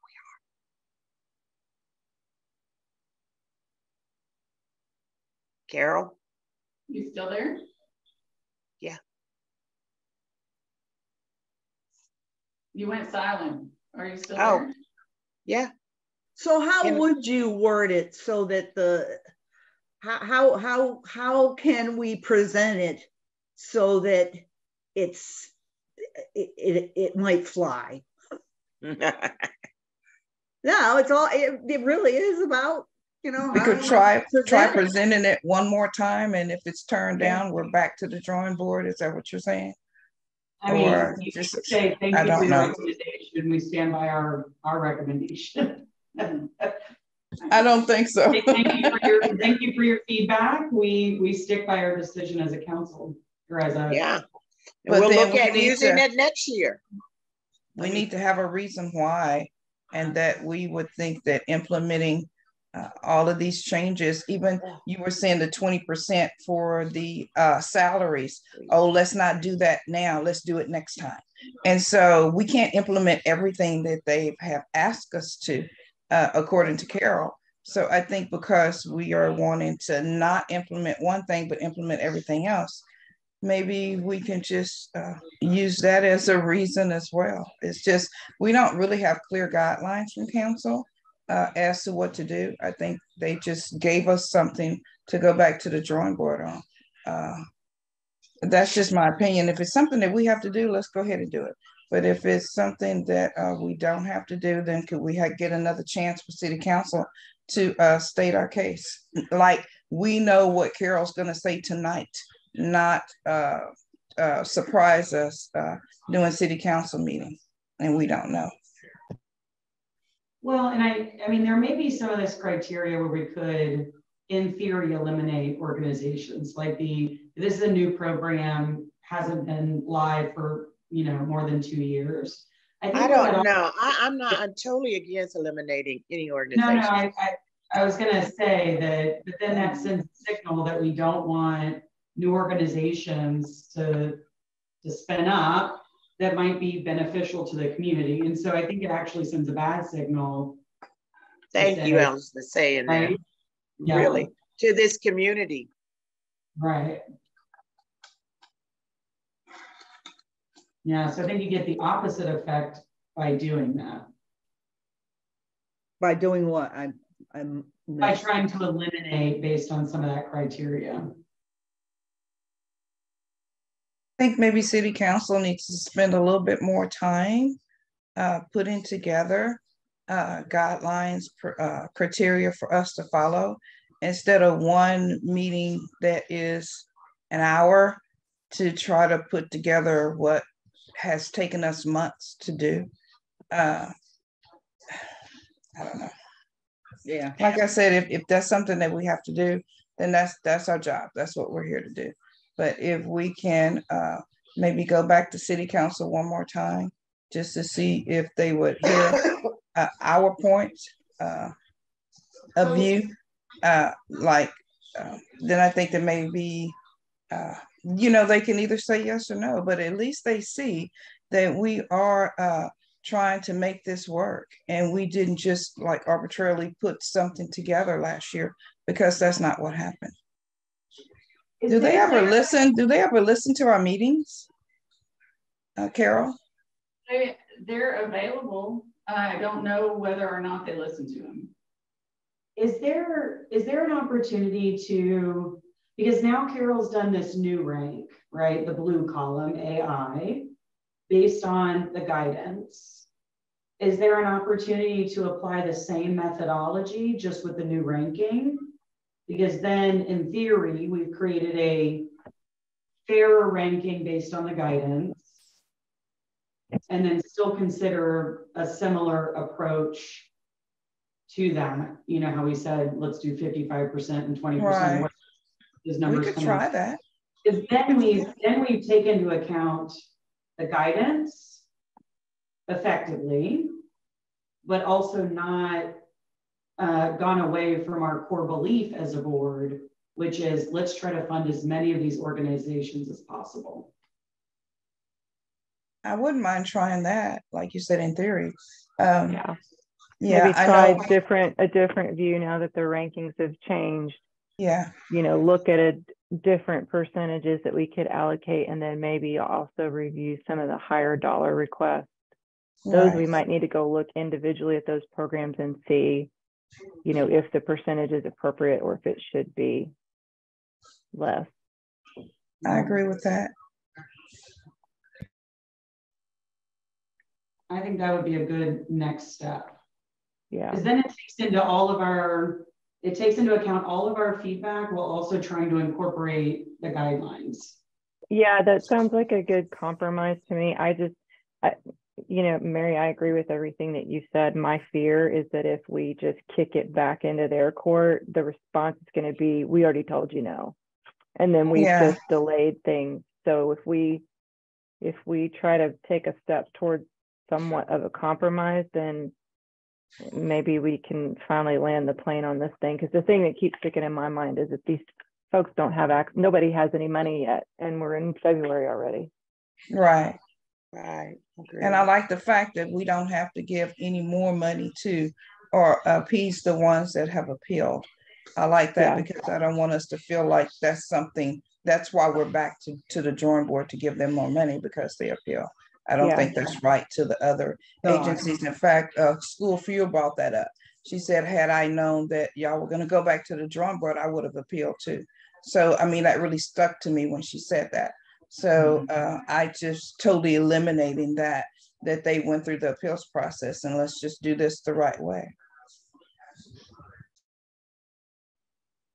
So what's our next step? We schedule another meeting to, like, honestly, I would like some time myself to just look at this and kind of ponder it on my own before we discuss funding. Yeah.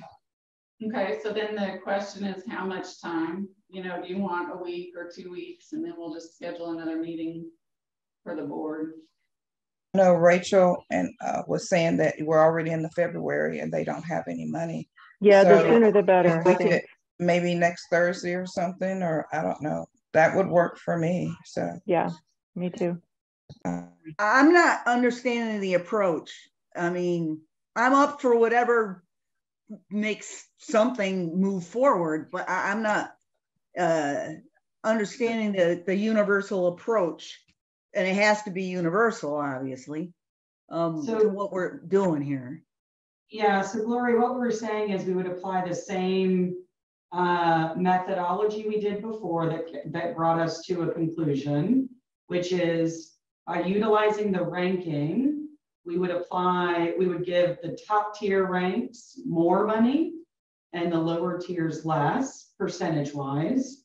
And how that works out to utilize the full funding, but get all of them some funding.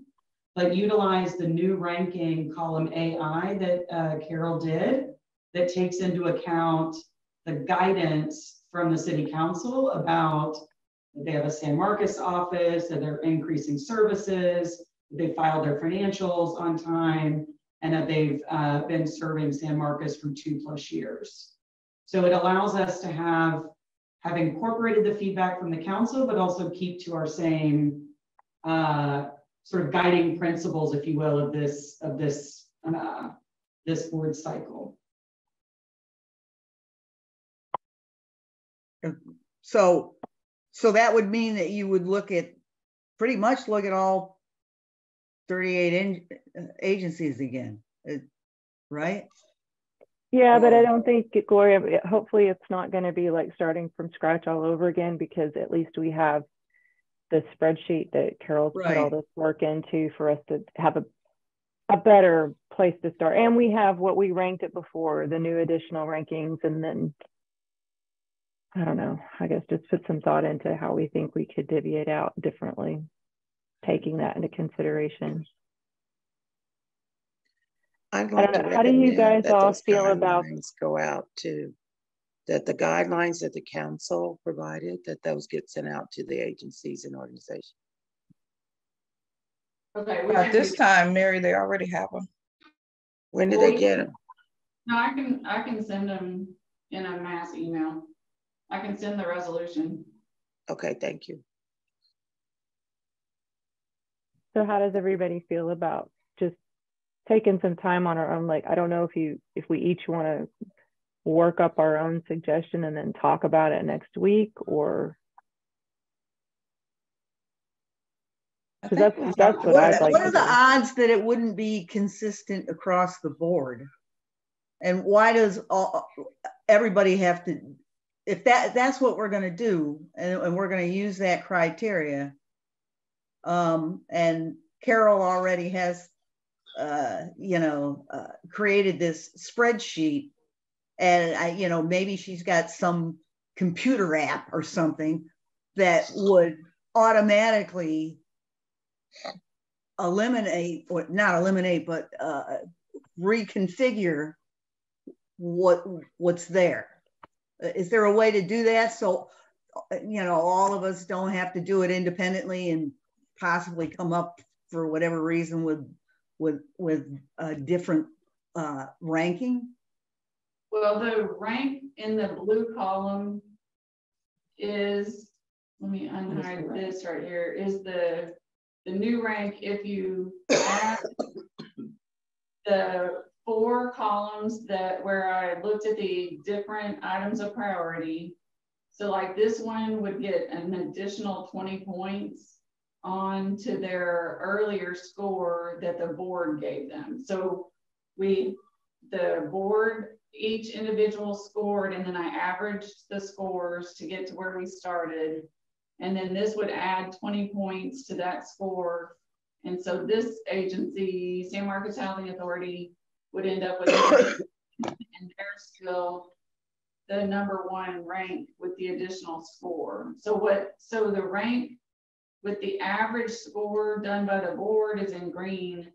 The rank with the additional scores using those priorities is in blue. Okay, so can you do that? I think you're asking, can I apply the percentages like we did? Is that what you're saying? No, what you're saying, what's being proposed, if I'm hearing it right, is that we take a look at the agencies, apply the criteria, the guidelines that was given to us, and apply it to the ranking, the numbers, the scores, to come up with well, that would change the money, would it not? Would it not change the money? That's been done in this column AI. So then the proposal at hand is to use this ranking instead of the prior ranking. Right. And then back over to their request and apply, like what was done before was the top 15 got 55% and the rest of the people got 20%. Mm-hmm. So this is the new, like, there's a tie in here. So this is kind of the new top 15, or else I guess we could do, I guess this is the new top 15. So these are 15 agencies that are the top ranked. And then the proposal is to do the 55% on these agencies instead of the ones before, and then do the 20% on everybody else, is what I'm hearing as the proposal. Yes, with also the caveat of, for anyone that is getting a really high dollar value, if we go take a look and see if we feel like that's accurate. I think maybe that's what Rachel was saying as well too. Yes. Right. For any that are getting some large amount outside of the norm, we would go back and just look and see, do we agree? So like that, an example would be Hill Country. Right.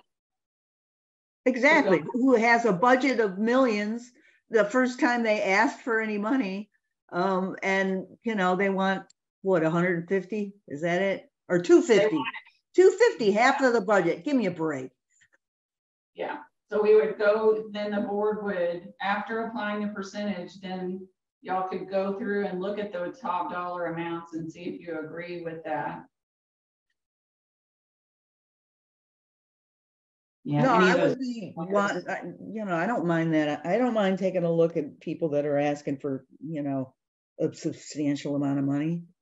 So then maybe that's our takeaway, Gloria, is that, you know, Carol, if you can send everybody this new, you know, applying the new ranking and the percentages, and then maybe what the rest of us spend our time on is, let's look at those high dollar requests. Right. And kind of review the, you know, their criteria and what they're asking for, and see if we want to tweak the amounts for those. Right.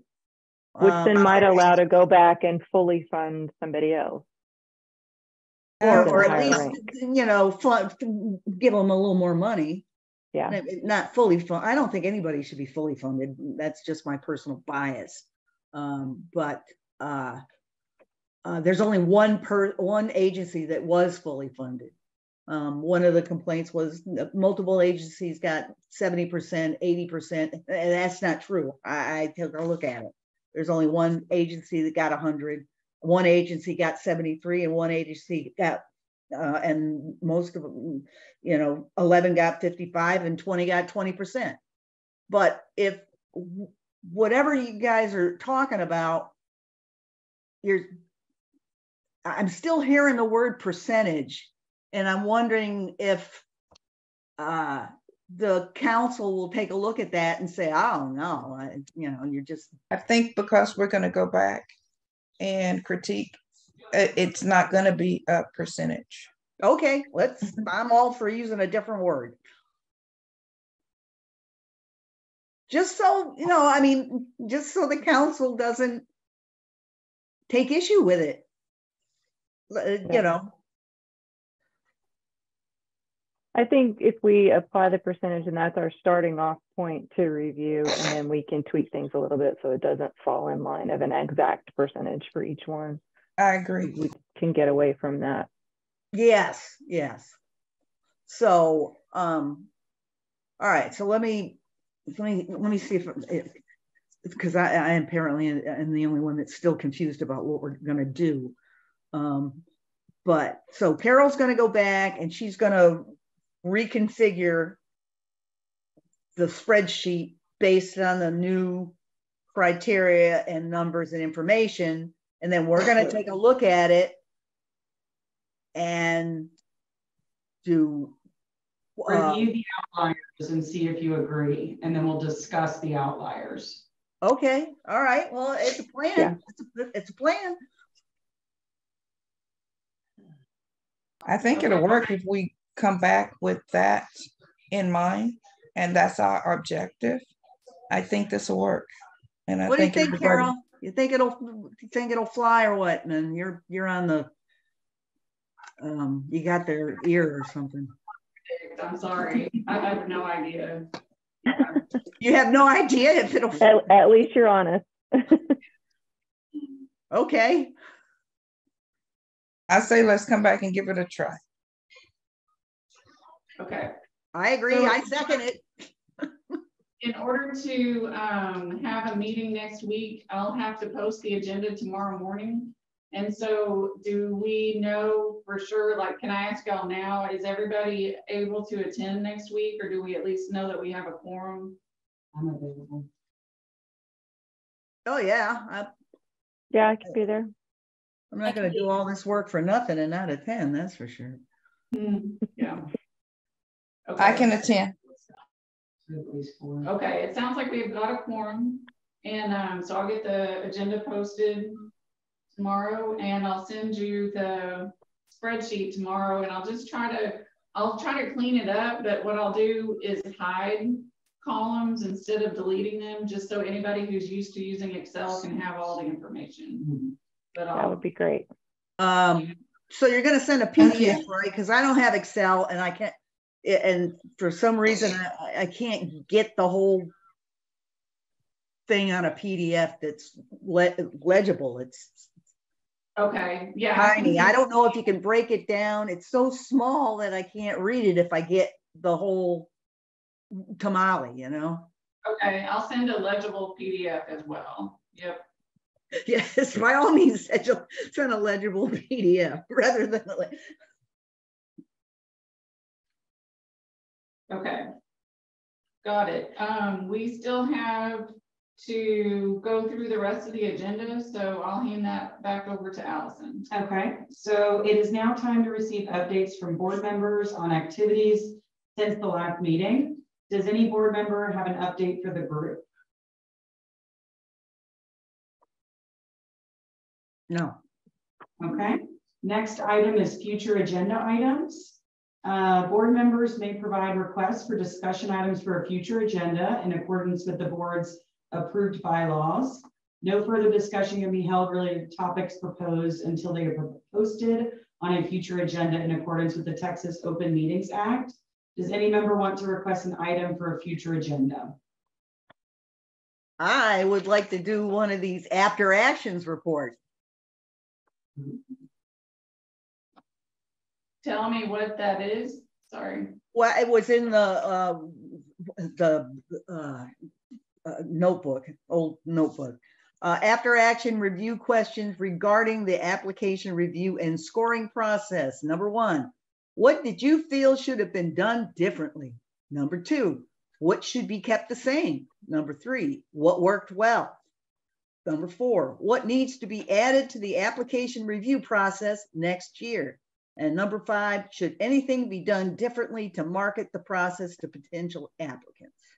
I think that'll be good to add. I'll yeah. And I'll add that to the agenda next week. Yeah. Okay. I can send you a copy of this, but it was in one of the old notebooks. Okay. Any other items for the agenda? All right. We will move to the question and answer session. This is an opportunity for the press and public to ask questions related to items on this agenda. Staff, is anyone present in person, online, or by phone to speak to this agenda item? So Joe, do you have any? Yeah, on that reports column, is that mainly, is that supposed to indicate that their report was late or they didn't turn a report in? That it was late. So for the organization I belong to, it's 0 because we were late. So if you can get like a 1 or 2, whatever the number you want to come up, that way it indicates that the reports were turned in, but not necessarily on time. Findings, yeah, they were turned in by the due date, but then a 1 or anything less than 5 indicates that it was late, but it was turned in. And then somehow it needs to indicate, whether it's all 4 quarters or just, are they missing? Single quarter. Yeah, because you really can't tell on that whether they're missing some of their reports. Okay, that does bring up a question, because what I looked at was, have they turned in any reports late? And people were late on the 4th quarter. Before that, people were not running late, except for one agency. So then, what am I trying to say? Do y'all want to? So instead of color coding, if they were late, they get a 3, but if they didn't submit, they get a 0. That's kind of what you're somehow indicate that you got 4 quarters that you're reporting on. Now, obviously, if you were late, I mean, you can average, were they late for all 4 quarters or just somehow indicate? The problem is not everybody was required to turn in all 4 quarters. So we had some smaller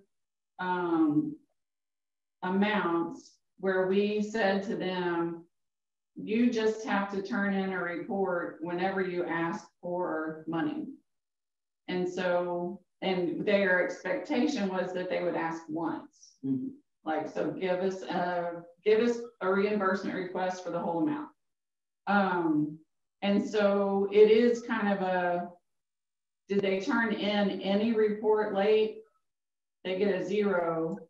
If they turned in, so it's not, I don't know that we can get that fine line because not everybody had to do quarterly reports. Mm-hmm. So I feel like I would rather stick with how it is because it just tells you they turned in a report late at sometime in the year. Carol, I agree with you. I think that we should stick with the way it is. You either turn your report in on time or you don't. And if you have the 0 there that you didn't, I think that we should stick with that because, again, Mary was talking about being transparent. At least we know how you're turning in your reports every quarter or how every amount of time that you give them to turn it in. So I would elect to keep it just like it is, not change it for anything. You either turn in your reports in time or you don't. Yeah. Whether you got 1 report to turn in or 4, if they're exactly, if it's not on time, it's not on time. It's not on time. It's late. It's a 0. Yeah. That would be helpful. Okay. No. Can you explain what briefly the service increase category? Because I don't get it. What does that mean? Can you? Yeah, the guidance from council was that